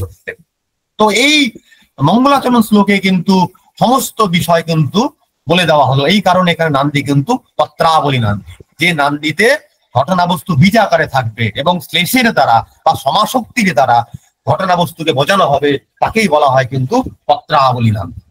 ঠিক আছে? এবার এই যে অষ্টাভি ঈশাহা, এই যে শ্লোকেই ছিল ঈশাহা, তো এখানে ঈশা শব্দের দ্বারা কাকে বোঝাচ্ছে? অবশ্যই শিবকে বোঝাচ্ছে, কিন্তু এখানে রাজা দুষ্যন্ত আবার সূচিত হচ্ছে ঈশ শব্দের দ্বারা। এইবার এই অষ্টমূর্তি মনে রাখার সব থেকে বড় সহজ উপায়, পঞ্চমহাভূত প্রত্যেকেরই মনে আছে, আকাশ, বায়ু, তেজ, জল, পৃথিবী, এই 5টি হচ্ছে পঞ্চমহাভূত। তো পঞ্চমহাভূত নিয়ে যজমান সূর্য এবং চন্দ্রের যজ্ঞ করবে। তো এইটুকু মনে রাখলেই অষ্টমূর্তি মনে রাখা কোনো কঠিন ব্যাপার নয়। পঞ্চমহাভূত কি? আকাশ, বায়ু, তেজ বা অগ্নি, জল, পৃথিবী। তো এই 5টি নিয়ে পঞ্চমহাভূত নিয়ে যে যজমান মানে যে হত্রী, সে কি করবে, সূর্য এবং চন্দ্রের যজ্ঞ করবে। তো 5, 3, 8 হয়ে গেল। এবার সিরিয়ালি ক্রমটা মনে রাখাটা খুব দরকার। যেমন প্রথম কি, জলময়ী মূর্তি বা সৃষ্টি, প্রথম সৃষ্টি। দ্বিতীয় কি, অগ্নিময়ী মূর্তি বা সৃষ্টি। তৃতীয় কি, যজমানময়ী মূর্তি বা সৃষ্টি। চতুর্থ কি, সূর্য এবং চন্দ্রময়ী পৃথিবী বা সৃষ্টি। পঞ্চম কি, পঞ্চম চন্দ্র। ষষ্ঠ হচ্ছে আকাশময়ী মূর্তি বা সৃষ্টি। সপ্তম কি, পৃথিবীময়ী। অষ্টম কি, বায়ুময়ী মূর্তি বা সৃষ্টি। এখানে যে সূর্য এবং চন্দ্র রয়েছে দুটোই 4 এবং 5। জলময়ী 1, অগ্নিময়ী 2, যজমানময়ী 3, সূর্য এবং চন্দ্রময়ী 4, 5, আকাশময়ী 6, পৃথিবীময়ী 7 এবং বায়ুময়ী মূর্তি বা সৃষ্টি হচ্ছে 8। এই অষ্টমূর্তির কথা অভিজ্ঞান শকুন্তলম নাটকের মঙ্গলাচরণের কিন্তু প্রস্ফুটিত হয়েছে। এবং তার সাথেই জলময়ী মূর্তি কে, অগ্নিময় মূর্তি কে, আমি একটু আগে বুঝিয়ে দিয়েছি। এবার একটু টেক্সটে ঢোকা যাক। বলা হচ্ছে যে আপরিতোষাৎ ন সাধুং মন্যে প্রয়োগ বিজ্ঞানম বলবাদপি শিক্ষিতানাম আত্মনি অপ্রত্যয়ং চেতঃ। এবার মঙ্গলাচরণের পরে সূত্রধার এবং নটির মধ্যে কনভারসেশন চলছে। তখন সূত্রধার বলছে যে যতক্ষণ পর্যন্ত পণ্ডিত বর্গের তুষ্টি বিধান না হয় ততক্ষণ অভিনয় ওটা নৈপুণ্য হবে। হ্যাঁ, নৈপুণ্য আছে, নৈপুণ্য হবে, স্পেলিং মিস্টেক হয়েছে, নৈপুণ্য যথাযথ হয়েছে বলে মনে করতে পারি। কেননা যথেষ্ট শিক্ষিতদেরও মন নিজের যোগ্যতা সম্পর্কে নিঃসংশয় হয় না। এরকম লাইন এনডিএ, নেটসেট, এসএসসি যে কোনো পরীক্ষাতে তুলে দেওয়া হয়, বা সাধারণত বিএ এম এর পরীক্ষার ক্ষেত্রে বলা হয় এটি ব্যাখ্যা এক্সপ্লেইন দিস, এরকম প্রশ্ন আসে সাধারণত। এই কারিকাগুলো বা কারিকা বলবো না, শ্লোক খুব ইম্পর্টেন্ট, বা সুক্তি বলতে পারি। আপরিতোষাৎ ন সাধুং মন্যে প্রয়োগ বিজ্ঞানম, মানে সূত্রধার বলছেন এখানটাতে যে যতক্ষণ পর্যন্ত বিদ্বান যারা পণ্ডিত, যতক্ষণ পর্যন্ত তাদের সন্তুষ্ট না হয়, তারা যতক্ষণ পর্যন্ত তাদের সন্তুষ্টি না হচ্ছে ততক্ষণ পর্যন্ত আমি আমার অভিনয়কে সফল বলে মনে করি না।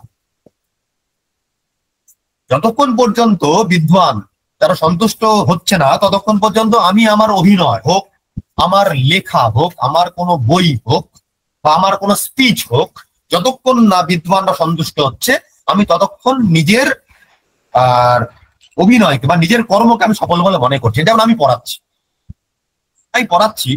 আমি তখনই সফল যখন আমার অপোজিট সাইডে যারা রয়েছেন তারা যখন সন্তুষ্ট হবেন তখন তো আমি আমার সার্থকতা হবে। তো এটাই সূত্রধার বলছেন যে আপরিতোষাৎ বিদুষাং ন সাধু মন্যে প্রয়োগ বিজ্ঞানম। তারপরে লাইনে বলা হচ্ছে বলবাদপি শিক্ষিতানাম আত্মনি অপ্রত্যয়ং চেতঃ। বলা হচ্ছে কেননা নিপুণতা প্রাপ্ত মানে যে নিপুণতা শব্দের অর্থ কি, দক্ষতা, যে সকল শাস্ত্রে ব্যুৎপত্তি অর্জন করেছে, যে নিপুণ, যে দক্ষ, হ্যাঁ, যে সকল শাস্ত্রাণাং চ ছন্দ ব্যাকরণ অভিধান কোষ কলা চতুর্বর্গ গজ তুর্কাদি লক্ষণ গ্রন্থানাম। কাব্য প্রকাশে বলা রয়েছে শাস্ত্র শব্দের দ্বারা কাকে বোঝায়? শাস্ত্রানাম চ ছন্দ ব্যাকরণ অভিধান কোষ কলা চতুর্বর্গ গজ তুর্কাদি লক্ষণ গ্রন্থানাম। এই সমস্ত কিছু যে জ্ঞান তাকেই বলা হয় ব্যুৎপত্তিজ্ঞ ব্যক্তি, বা সে নিপুণ, বা সে দক্ষ, বা আমরা বলি না সে ব্যুৎপত্তি অর্জন করেছে।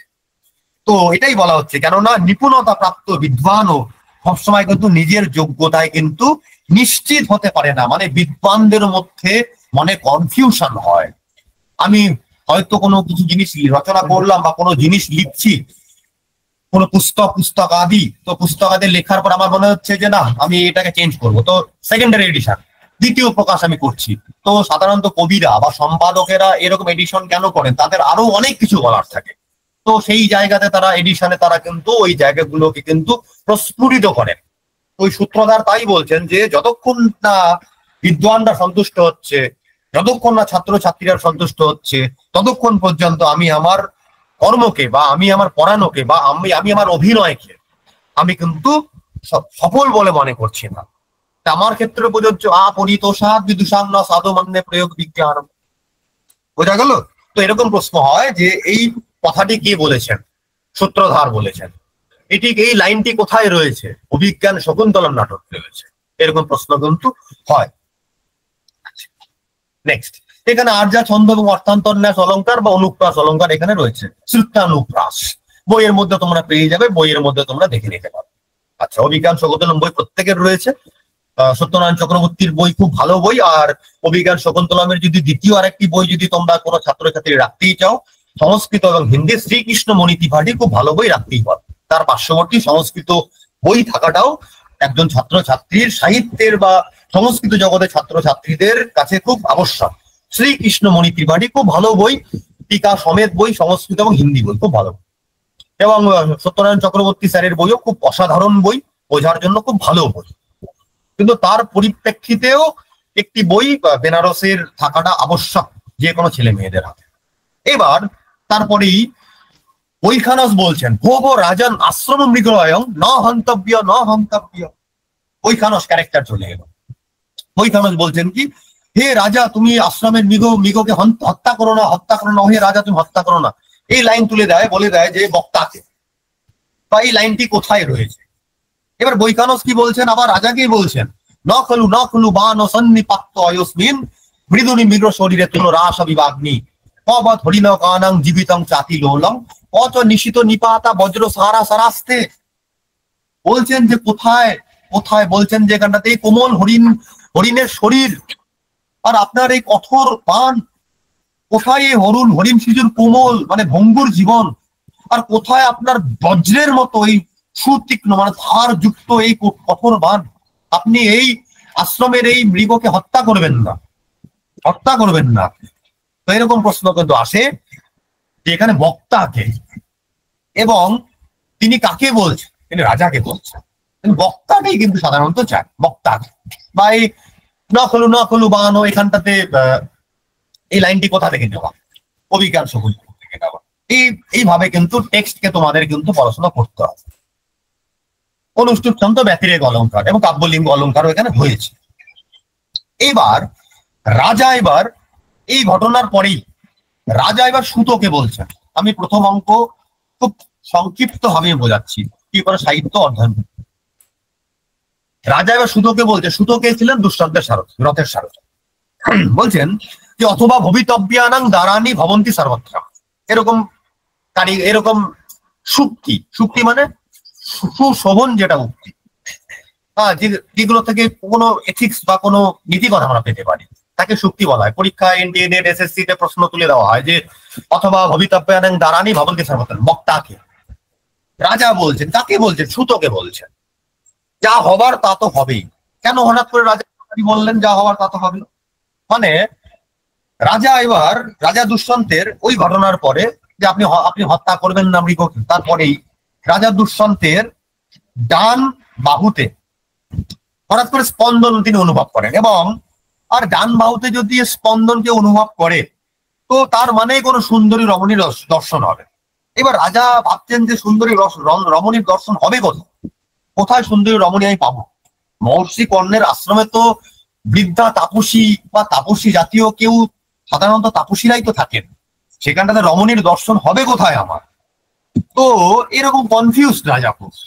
তো তখন তারপরেই রাজা বলছেন যে ভবিতব্যানাং অথবা ভবিতব্যানাং দ্বারানি ভবন্তি সর্বত্র। মানে যা হবার তা তো হবেই, মানে যেটা ভবিতব্য। যদি দর্শন হওয়ার মহর্ষি কর্ণের আশ্রমে হবেই, যদি না হওয়ার হবে না। যেটা ভবিতব্য, যা হবার তা তো হবে। তো এরকম কথা রাজা সুতোকে বলছেন, দুষ্যন্তের সারথিকে। এই পরিপ্রেক্ষিতে বলছেন। তো রাজা ডান বাহুতে স্পন্দন অনুভব করেন। এবার ডান বাহুতে স্পন্দন অনুভব করতে তোমরা বই দেখতেই পারো। এবং ডান বাহুতে স্পন্দন অনুভব করা মানেই কোনো ভালো সুন্দরী রমণীর দর্শন হবে। এবার রাজা তো দুটো বিবাহ করেছেন, বসুমতী প্রথম স্ত্রী, হংসবধিকা দ্বিতীয় স্ত্রী। এবার রাজা খুব কনফিউজ, মহর্ষি কর্ণের আশ্রমে তো সুন্দরী রমণী কোথায় পাবো এবার আমি? এবার তখন রাজা ভাবছেন যে না, স্বয়ং সুতোকে বলছেন যে অথবা ভবিতব্যানাং দ্বারানি ভবন্তি সর্বত্র। মানে যা হবার ভবিতব্য যেটা, সেটা তো হবেই। যার জীবনে যেটা হবার নিয়তি যেটা করেছে সেটাই তো হবে। এই যে আজকে এসএসসির চাকরির জন্য ছেলে মেয়েরা, আমাদের অনেক সিনিয়র দাদা দিদিরা আজকে মার খাচ্ছে পুলিশের কাছে, যেটা তো কোনোদিন কাম্য নয়। তো এটা তো ভবিতব্য বলতে পারি না। এটা হচ্ছে নোংরা নিয়ে, এটা নৃশংসতা। মানে কি বলা যাবে, মানে বলার কোনো ভাষা নেই। এটাকে ভবিতব্য বলাই যেতে পারে। মানে পরীক্ষায় পাশ করার পরে কেউ এরকম রাস্তায়, শিক্ষকরা দাঁড়িয়ে রয়েছে রাস্তায়, আর চোররা রয়েছে মানে সমাজে ঘুরে বেড়াচ্ছে।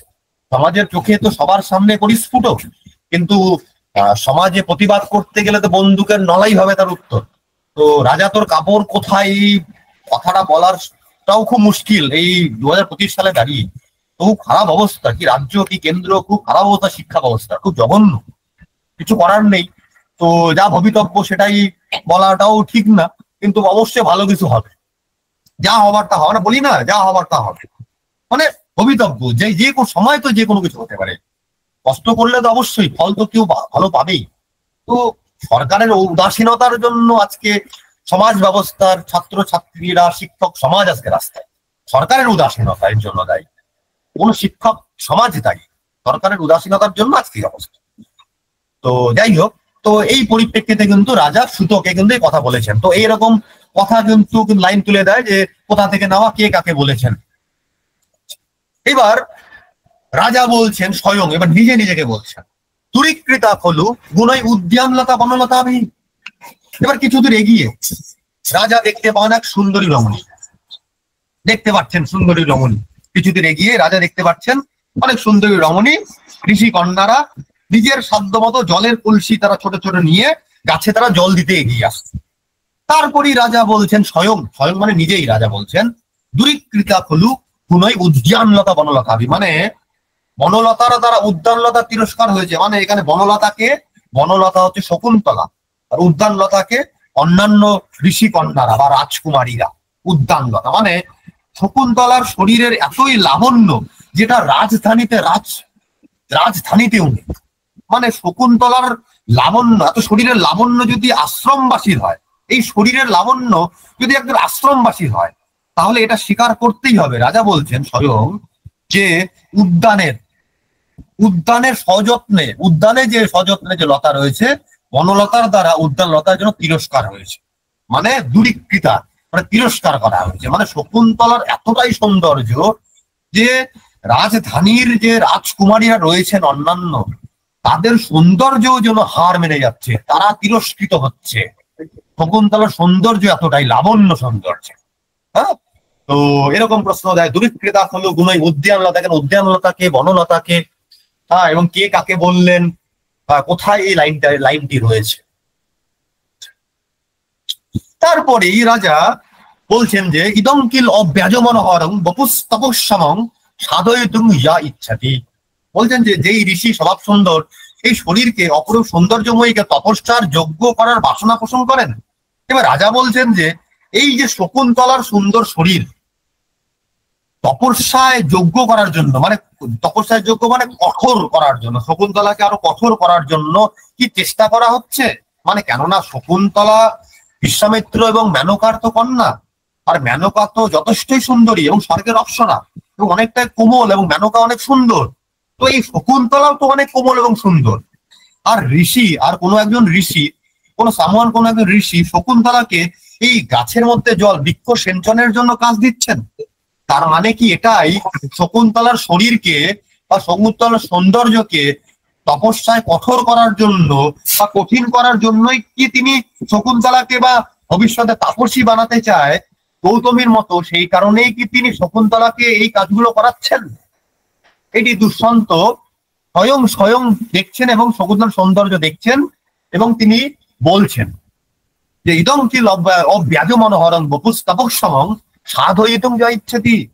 মানে এই সুন্দর শরীরকে কি তপস্যায় তাপস্বী করার জন্য তিনি কি কঠিন করা হচ্ছে? মানে এই কোমল, এই সুন্দর শকুন্তলাকে কি মানে এই কারণে বৃক্ষ সেচনের কাজ দেওয়া হচ্ছে, যে বড় জলের বালতি ধরে গাছের মধ্যে সে জল দিচ্ছে? কঠিন কাজ, এই রৌদ্রের মধ্যে, এই গরমের মধ্যে, আশ্রমের মধ্যে তারা ঋষি কন্যারা এইগুলো কাজ করছে বা এগুলো কাজ করানো হচ্ছে ঋষি কন্যাদের দিয়ে। তো এটি রাজা স্বয়ং বলছেন। ওকে, নেক্সট। এবার রাজা বলছেন যে সরসিজ মনোবিদ্যাং শৈবলেনাপি রম্যাং ফলিনমপি হিমাংশ লক্ষ্মীং তানতি ইয়ম অধিক মনোজ্ঞা বল্পলেনাপি তন্নি ইমিব হি মধুরানাং মণ্ডলং ন আকৃতি নাম। রাজা বলছেন, কি বলছেন? দুষ্যন্ত বলছে যে পদ্ম শৈবালে ঘেরা থাকলেও সুন্দর লাগে, যাদের কলঙ্ক মলিন হলেও তা সৌন্দর্য বাড়িয়ে তোলে।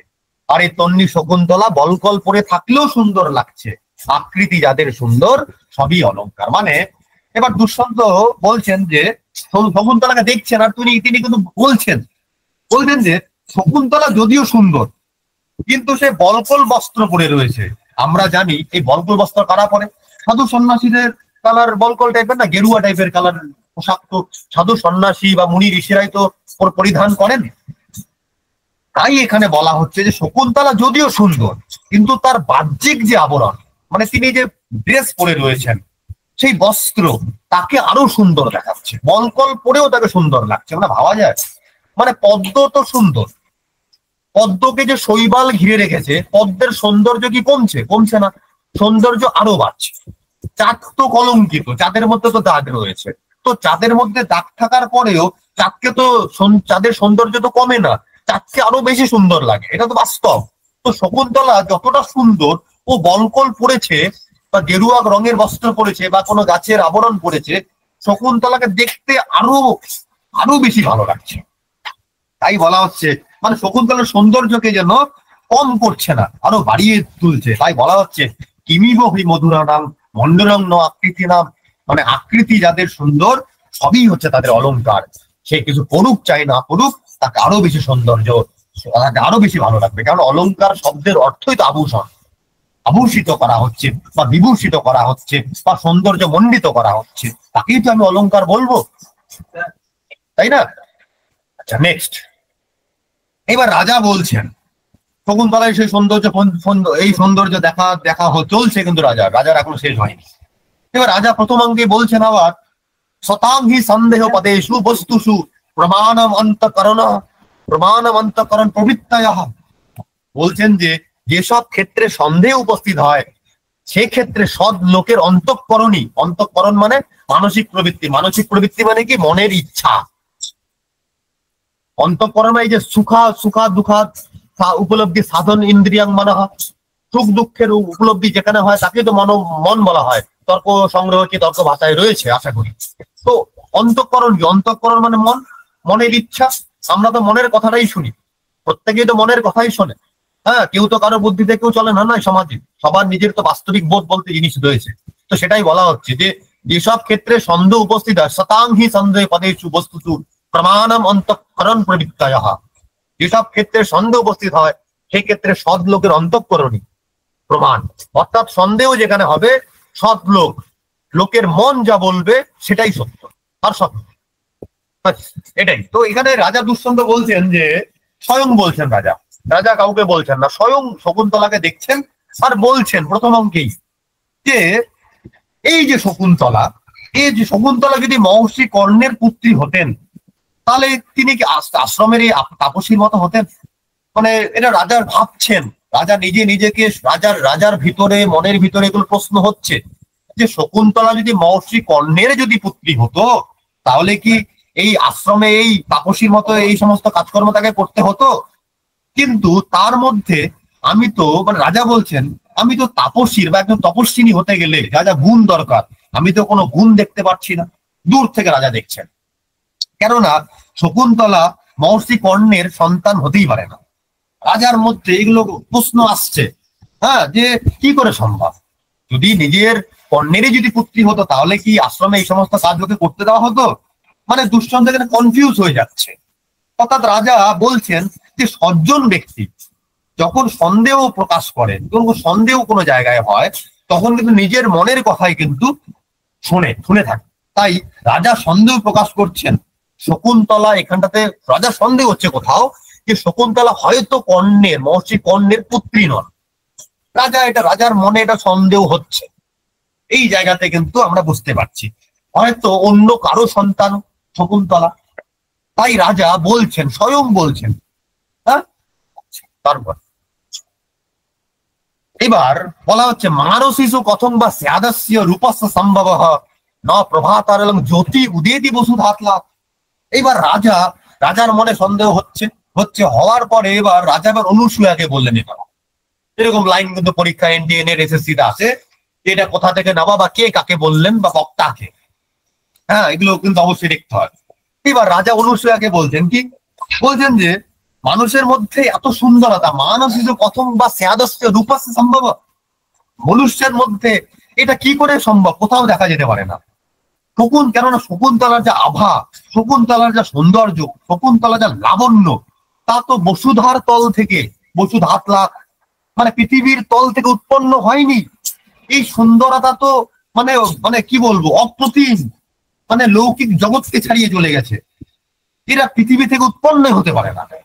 রাজা এবার অনুসূয়াকে বলছেন, মানে রাজা দুষ্যন্ত বলছে, তার তো কনফিউশন হচ্ছে এগুলো ঘটনা দেখে। এই যে একটু আগে এই যে মনে সবসময় নিজের মনের কথাই শুনতে হয়, রাজার মনে হচ্ছে যে না কোথাও ইনি কর্ণের হয়তো পুত্রী নন, অন্য কারো হয়তো তিনি পুত্রী। এই রূপের এত লাবণ্য ও মানে পৃথিবী তলে বসুধা তল থেকে তো হতে পারে না। তো রাজা কনফিউশন হচ্ছে, কেননা শকুন্তলা তো মহর্ষি কর্ণের পুত্রী হতে পারে না। তার যে লাবণ্য, তার যে সৌন্দর্য, তা তো মানবীয় মানুষের মধ্যে পৃথিবী তলে বসুধা তলে হতেই পারে না। তখন তারপরেই অনুসূয়া কিন্তু রাজাকে বলে যে না, এই যে লাবণ্যময়ী এই যে শকুন্তলা, এ তো মাতা মেনকা এবং বিশ্বামিত্রের সন্তান। এরপরেই অনুসূয়া কিন্তু রাজাকে জানায় যে শকুন্তলা তো মেনকা এবং বিশ্বামিত্রের সন্তান। কিন্তু রাজার মনে কিন্তু কনফিউশন হচ্ছে। তার জন্য রাজা কিন্তু বলেছেন শতাংহি সন্দেহ পদেশু বস্তুসু প্রমাণমন্তকরণ প্রবৃত্তয়।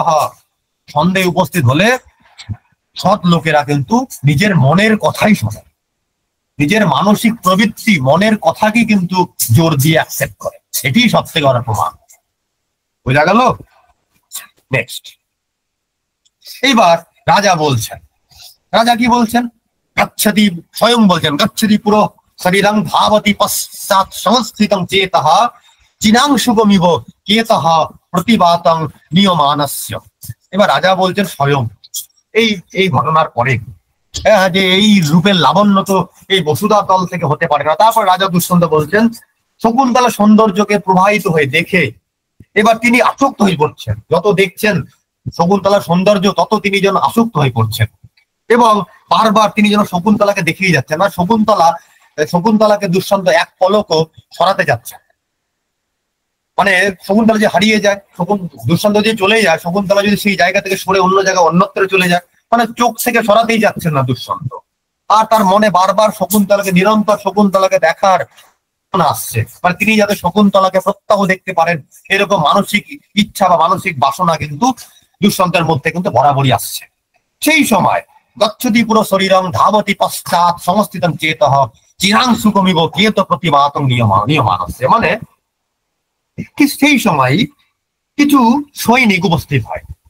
এবার সৈনিক উপস্থিত হয় যখন রাজা খুব প্রেমে পাগল শকুন্তলার, এক পলকও সরতে যাচ্ছে না তার দৃষ্টি। তখন কিছু সৈনিক এসে রাজাকে বলে যে রাজা মহারাজ, একজন মদমত্ত একজন হস্তি রাজপ্রাসাদকে, উদ্যানকে বা জনসাধারণকে খুব ডিস্টার্ব করছে। সমস্ত চারিদিক লন্ড ভন্ড করে দিচ্ছে, ভেঙে চুরে। তো আপনি এবার চলুন, মানুষের ক্ষতি হচ্ছে, আপনি চলুন, আমার প্রজাদের সহায়তা করুন। এবার সৈনিকের রক্ষার করার দায়িত্ব তো রাজার, কিন্তু রাজা তো এক পলকও শকুন্তলার থেকে সরতে যাচ্ছেন না। তাই এই শ্লোকটি এখানে বলা হচ্ছে এবং রাজা স্বয়ং বলছেন রাজার কি মানসিক অবস্থা। এখানে বলা হলো অনুবাদটা, বাতাসের প্রতিকূলে নিয়ে যাওয়া পতাকা মানে চীন দেশের তৈরি কাপড়ের মতো আমার দেহ সামনের দিকে চললেও চঞ্চল মন কিন্তু পিছনের দিকে ছুটে চলেছে। মানে বলছে, এখানে একটা খুব সুন্দর উপমা দিয়েছে, এখানে উপমা অলঙ্কার হয়েছে। মানে গচ্ছতি পুরো শরীরং ধাবতি পশ্চাৎ সংস্থিতং চেতঃ চিনাংশুকম ইব কেত প্রতিবাতং নিয়মানস্য। মানে চীন দেশে, চায়না হে চীন দেশ প্রত্যেকেই জানো, চায়না মাঝে মধ্যে অরুণাচল প্রদেশে ঝামেলা শুরু করে দেয়। চায়না পাকিস্তান বরাবরই বর্ডার নিয়ে ঝামেলা, ভারতবর্ষের সাথে বরাবরই। যে চায়নার সাথে গুপ্ত পিরিয়ড যখন ছিল তখন খুব ভালো সম্পর্ক ছিল, সম্বন্ধ ছিল। তো চীন দেশে চিনাংশুকমিব, চীন দেশে একরকম রেশমি বস্ত্র বা ওই রেশমি বস্ত্র পাওয়া যায় যা খুবই সফট, যেটা কি খুবই পাতলা নরম। এই চীন দেশের এই যে রেশমি বস্ত্র, এই যে পাতলা যে কাপড়টি বা বস্ত্রটি নিয়ে কেউ যদি পতাকা বানায়, যাকে পতাকা বানায় আমি ফ্ল্যাগ বলছি, যদি কেউ ফ্ল্যাগ বানায়, তাহলে কি হবে? তাহলে কি পতাকার দণ্ড, পতাকার তো কি দণ্ড থাকে, লাঠি থাকে না, তার উপরে তো পতাকাটা থাকে। তো যে দণ্ডটি, তাহলে দণ্ড তো সামনের দিকে হবে, কিন্তু ওই কাপড়টি এতটাই নরম, এতটাই সফট, রেশমি যে বস্ত্রটি কিনতেছে চাইনাতেই পাওয়া যায়, সেই কাপড়টি যদি অপোজিট সাইড থেকে যদি বা হাওয়া চলে আসে তাহলে কি হয়? পতাকাটা কি উল্টো দিকে চলে যাবে। ঠিক সেই রকমই দুষ্যন্তের মন তো আছে শকুন্তলার প্রতি, কিন্তু তার যে শরীর, যে মদমত্ত হাতি উদ্যানকে বিঘ্ন ঘটাচ্ছে, রাজ্যের বিঘ্ন ঘটাচ্ছে, সৈনিকদের প্রজাদের মানে ধ্বংস করে দিচ্ছে, বাড়ি ঘর বা উদ্যানকে নষ্ট করে দিচ্ছে, কিন্তু রাজার যে শরীর তা কিন্তু সৈনিকদের রক্ষার জন্য চলে গেল। মন শকুন্তলার প্রতি, কিন্তু শরীর হচ্ছে সৈনিকদের রক্ষার জন্য। এখানে খুব সুন্দর একটি উপমা দিয়েছেন মহাকবি কালিদাস। সে চীন দেশে এক প্রকার রেশমি বস্ত্র পাওয়া যায় যেটা খুব নরম। সে চীন দেশে রেশমি বস্ত্র নিয়ে কেউ যদি আমরা ফ্ল্যাগ তৈরি করে, তাহলে কি হবে, সেই কাপড়টা এতটাই মানে নরম সফট, এবং যে দ্বন্দ্ব থাকবে, দ্বন্দ্ব সামনের দিকে চলে যাবে, এবং অপোজিট সাইড থেকে যে বাতাস আসবে তার ফলে কি হবে, সেই ফ্ল্যাগটি কি হবে, পিছনের দিকে চলে যাবে। হ্যাঁ, এতটাই সফট, এতটাই নরম সেই রেশমি বস্ত্র, যেটা চায়নাতেই পাওয়া যায়। তো সেই রকমই দুষ্যন্তের মন যেন রয়েছে শকুন্তলার প্রতি, এবং তার শরীর যেন যাচ্ছে প্রজাদের রক্ষার জন্য। এখানে সুন্দর একটি উপমা অলঙ্কার হয়েছে, এবং উপমার সুন্দর একটি প্রয়োগ মহাকবি কালিদাস কিন্তু এখানে কিন্তু দেখিয়েছে। এবার অভিজ্ঞান শকুন্তলার উপর কিছু উল্লেখযোগ্য টিকাও গ্রন্থ রয়েছে, যেমন রাঘব ভট্টের অর্থদোতনিকা। রাঘব ভট্টের অর্থদোতনিকা অভিজ্ঞান শকুন্তলার উপর টিকা। হ্যাঁ, চন্দ্রশেখরের সন্দর্ভ টিকা। কমেন্টেটর টিকাকার হচ্ছেন চন্দ্রশেখর, রাঘব ভট্ট, এবং তাদের টিকা হচ্ছে ব্র্যাকেটে যেগুলো রয়েছে পরবর্তীকালে সন্দর্ভ টিকা, অর্থদোতনিকা। শঙ্কর একজন টিকাকার, তার টিকা হচ্ছে অভিজ্ঞানের উপর রসচন্দ্রিকা। হরিদাস সিদ্ধন্দ বাগীশ অভিজ্ঞান শকুন্তলামের উপর টিকা লিখেছেন, তার টিকার নাম হচ্ছে অভিজ্ঞান কৌমুদী। বিধুভূষণ গোস্বামীর, তিনি হচ্ছেন একজন টিকাকার, তার টিকা অভিজ্ঞানের উপর সরলা টিকা। শ্রীনিবাস আচার্যের টিকা হচ্ছে শকুন্তলা ব্যাখ্যা, অভিজ্ঞান শকুন্তলামের উপর। এবং নীলকণ্ঠ দীক্ষিত তিনি টিকা লিখেছেন অভিজ্ঞান শকুন্তল ব্যাখ্যান, অভিজ্ঞান শকুন্তলার উপর। এবং লাস্ট সারদা রঞ্জন রায়ের মৃত ভাসিনী। এই মোটামুটি এই টিকাগুলো কিন্তু খুব ইম্পর্টেন্ট। সাধারণত প্রশ্ন হতেই পারে, আসে প্রশ্ন যে অভিজ্ঞান শকুন্তলার উপর টিকা কি, বা যে কোনো ইন্টারভিউ বা যে কোনো জায়গাতে সাধারণত কাব্য নাটক যাই অধ্যয়ন করে যাও না কেন, যে কোনো ইন্টারভিউয়ে টিকাকার কে, টিকা কি, এই বিষয়গুলো অবশ্যই অধ্যয়ন করা উচিত। এবং আজকে আমি অভিজ্ঞান শকুন্তলম নাটকটি কিভাবে অধ্যয়ন করতে হবে, বা কি করে অধ্যয়ন করা প্রয়োজন, বা কি রকম প্রশ্ন হতে পারে, বা কি রকম ভাবে পড়াশোনা করতে হবে, সেটা আমি দেখিয়েছি। এবং আজকেই প্রত্যেকেই অভিজ্ঞান শকুন্তলম নাটকের প্রথম অঙ্কটি 21টি শ্লোক রয়েছে, বেশি শ্লোক নেই। মানে এইভাবেই কাব্য পড়তে হয়, এইভাবেই কাব্যটা পড়া উচিত। নাটক হোক, মহাকাব্য হোক, গীতিকাব্য হোক, এইভাবে ধরে ধরে পড়াশোনা করতে হয়। এবার 7টা অঙ্ক 1 ঘন্টায় 1.5 ঘন্টা ক্লাসে তো পসিবল না। আমি কেন, আমার পক্ষে তো পসিবল, অন্য কেউ হয়তো পেতে পারেন, করতে পারেন, আমার পক্ষে সম্ভব নয়। আমি যদি 30 দিন ক্লাস নিই, হয়তো আমি 7টি অঙ্ক 30 দিন 1 ঘন্টা করে যদি ক্লাস নিই, আমি হয়তো শেষ করতে পারবো। 30 দিন আমার সময় লাগবে, কারণ আমি ধরে ধরে লাইন ধরে ধরে পড়াবো। তো সময় সাপেক্ষ ব্যাপার, 30 দিন দরকার। তো কেননা আমি যদি মেঘদূতম যদি পড়াই, পূর্ব মেঘ উত্তর মেঘ, তো আমার 14 দিন লাগবে। আমি যদি মেঘদূতম আমি যদি টেক্সট ধরে ধরে ছাত্রছাত্রীদের পড়াই, 14 দিন লাগবে। তো একদিনে 1 ঘন্টা তো 7টা অঙ্ক শেষ করা সম্ভব নয়। তো আমি তোমাদের কিভাবে পড়াশোনা করতে হবে, কিভাবে পড়া উচিত, এই স্ট্র্যাটেজি অনুসারে পড়াশোনা করো। এবং আজকেই প্রত্যেকে যতটুকু ক্লাস করলে, আমি যতটুকু বোঝাতে পেরেছি কিনা আমি জানি না, তোমরা প্রত্যেকে আজকে প্রথম অঙ্ক বইটি খুলে 4-5 বার অ্যাটলিস্ট একটু রিভিশন দাও। আমি বিশ্বাসী যে আশা করি প্রথম অঙ্ক ক্লিয়ার হয়ে যাবে, আর কোনো সমস্যা থাকার কথা নয়। প্রথম অঙ্ক থেকে বইয়ের মধ্যে অলংকার, ছন্দ কি সমস্ত কিছু দেওয়া রয়েছে প্রত্যেকের শ্লোকের নিচে, এবং থরলি জাস্ট রিভিশন করো, এবং এইভাবে বুঝে বুঝে পড়ো। এভাবে বুঝে বুঝে পড়লে আশা করি তোমার কোনো সমস্যা হবে না। যেখান থেকে প্রশ্ন আসুক, যেভাবেই আসুক, তোমাকে পরীক্ষার ব্রড কোশ্চেন যদি লিখতে দেওয়া হয়, পিএইচডির এন্ট্রান্স টেস্ট হয় যদি, বা ইন ফিউচার পরীক্ষারও যদি সিএসসি বা ইন ফিউচার ইউনিভার্সিটি লেভেলে যদি সেমিস্টার মানে বড় টাইপের পরীক্ষা হয়, এরকম যদি এক্সপ্লেনও দিয়ে দেয়, তোমার যদি এরকম জানা থাকে, বা তুমি যদি এক্সপ্লেন করে যদি ধরে ধরে পড়াশোনা করো, তাহলে ইন ফিউচার তোমার ভবিষ্যতে কোনো সমস্যা হবে না। তো পড়াশোনাটাকে এভাবেই করা উচিত যে না, আমার এনটিএ নেটেও হচ্ছে, আমার এসএসসি তেও হচ্ছে, আমার ভবিষ্যতে আমি কোথাও পড়াতে গেলেও আমার কোনো সমস্যা হবে না। তো এইভাবে আশা করি প্রত্যেক ছাত্রছাত্রীদের পড়া উচিত। কিন্তু সময়ের জন্য প্রত্যেকে অবহেলা করে ওই ম্যাটেরিয়াল নোটের পিছনে দৌড়ানো, এই পন্থাটা বরাবরই চলে আসছে। তার মাঝখানে গুটি কয়েক দ্বিত্রা পঞ্চসভা, যেমন ধর্ণালোকে বলা রয়েছে, অস্মিন বিচিত্র কবি পরম্পরা বাহিনী সংসারে কালিদাস প্রভৃতয় দ্বিত্রা পঞ্চসভা মহাকাব্যইতি গণ্ডন্তে তো আমি বলতে পারি যে এই জগতে 2-5 জনই রয়েছে যারা হয়তো বইটা পড়ে, কেউ বই পড়ে না, এটা সবথেকে বড় সমস্যা। আর ওই পরীক্ষার আগে সবসময় ওই প্রি ক্লাস হলে কি পড়বো, কোথা থেকে কি প্রশ্ন আসবে, কোন শ্লোক ইম্পর্টেন্ট, শ্লোক সব ইম্পর্টেন্ট, শ্লোক সব ইম্পর্টেন্ট। আমি যতটুকু বোঝালাম প্রথম অঙ্কের, এটাই প্রথম অঙ্কের মূল জিস্ট। ওই খুলে দেখে নিতে পারবে, ওই খুলে পড়বে, এটাই মেইন জিস্ট, এটাই হচ্ছে। কিন্তু একবার 4-5 বার নিজেকে একটু চোখ বুলিয়ে এইভাবে পড়াশোনাটা করতে হবে। হ্যাঁ, তো এইভাবে পড়লে আশা করি কোনো সমস্যা হওয়ার কথা না। এবার না পড়ে ওই এনটিএ নেট সেটের আগে, এসএসসির আগে কোন শ্লোক গুলো পড়বো, ওইভাবে আমি কেন, স্বয়ং ভগবান ব্রহ্মা এসেও বলতে পারবেন, আমি তো পারবো না। আমি হাত জোর করে ক্ষমা চাচ্ছি, আমার পক্ষে সম্ভব নয় কোনো ছাত্রছাত্রীকে শ্লোক কমন দেওয়া, যে শ্লোক আসবে, এটা ইম্পসিবল।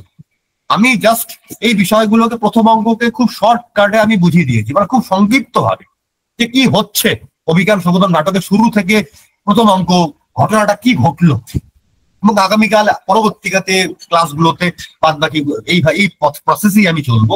এবং তার পাশাপাশি অবশ্যই ছাত্রছাত্রীকেও তো বইটি খুলে দেখতে হবে, কেননা 2, 3, 4, 5 বা 7 বা 10টা ক্লাসের মধ্যে তো সম্ভব নয় শেষ করা। আর নিজেকেও একটু শ্রম দেওয়াটা দরকার, শিক্ষক দিচ্ছেন তো নিজেকেও 100% দিতে হবে। তো এইভাবে একটু ধরে ধরে পড়তে হবে। হয়তো বা অনেকে আজকে পড়বো না, সাধারণত হয়, মানে 2টো পেজ পড়লো আর কালকে পড়বো, তো এইভাবে হবে না। নিজের মনকে স্থির করতে হবে। ওই দুষ্যন্ত যে কথাটি বলেছেন যে মানসিক মনের কথাই হচ্ছে সব থেকে বড়। তো নিজের মনের মানসিক প্রবৃত্তি অন্তঃকরণে এটাই রাখা উচিত যে হ্যাঁ আমি পারবো, আমাকে পড়তে হবে। আমি অভিজ্ঞান শকুন্তল নাটক 7টি অঙ্কই পড়বো, শুধু নেট সেটের জন্য না, আমার ইন ফিউচারও কাজে দিবে। তো শুধুমাত্র নেট সেটের আশায় পড়ছি এটা নয়, তো এখানে পড়ছো, এখন পড়ছো, তো ভবিষ্যতে কাজে দিচ্ছে, এটাও দেখাটা খুব দরকার। তো আমার ক্লাস আজকে এখানেই সমাপ্ত বলে আমি ঘোষণা করলাম। যদি কারোর কোনো জিজ্ঞাসা থাকে তো তোমরা বলতেই পারো। প্রত্যেককেই এই অফুরন্ত সময় আমাকে দেওয়ার জন্য আমি খুব কৃতজ্ঞ। প্রত্যেককে অসংখ্য ধন্যবাদ। আশা করি আমি বোঝাতে পেরেছি কিনা আমি জানি না, যদি বোঝাতে পারি খুব কৃতজ্ঞ বলে মনে করব। এবং তোমরা ক্লাসে জয়েন হয়েছো, যে কয়জন ক্লাস করো বা করছো, আমার খুব ভালো লাগছে। এবং আগামীতেও তোমরা আরো জীবনে সাফল্য অর্জন করো।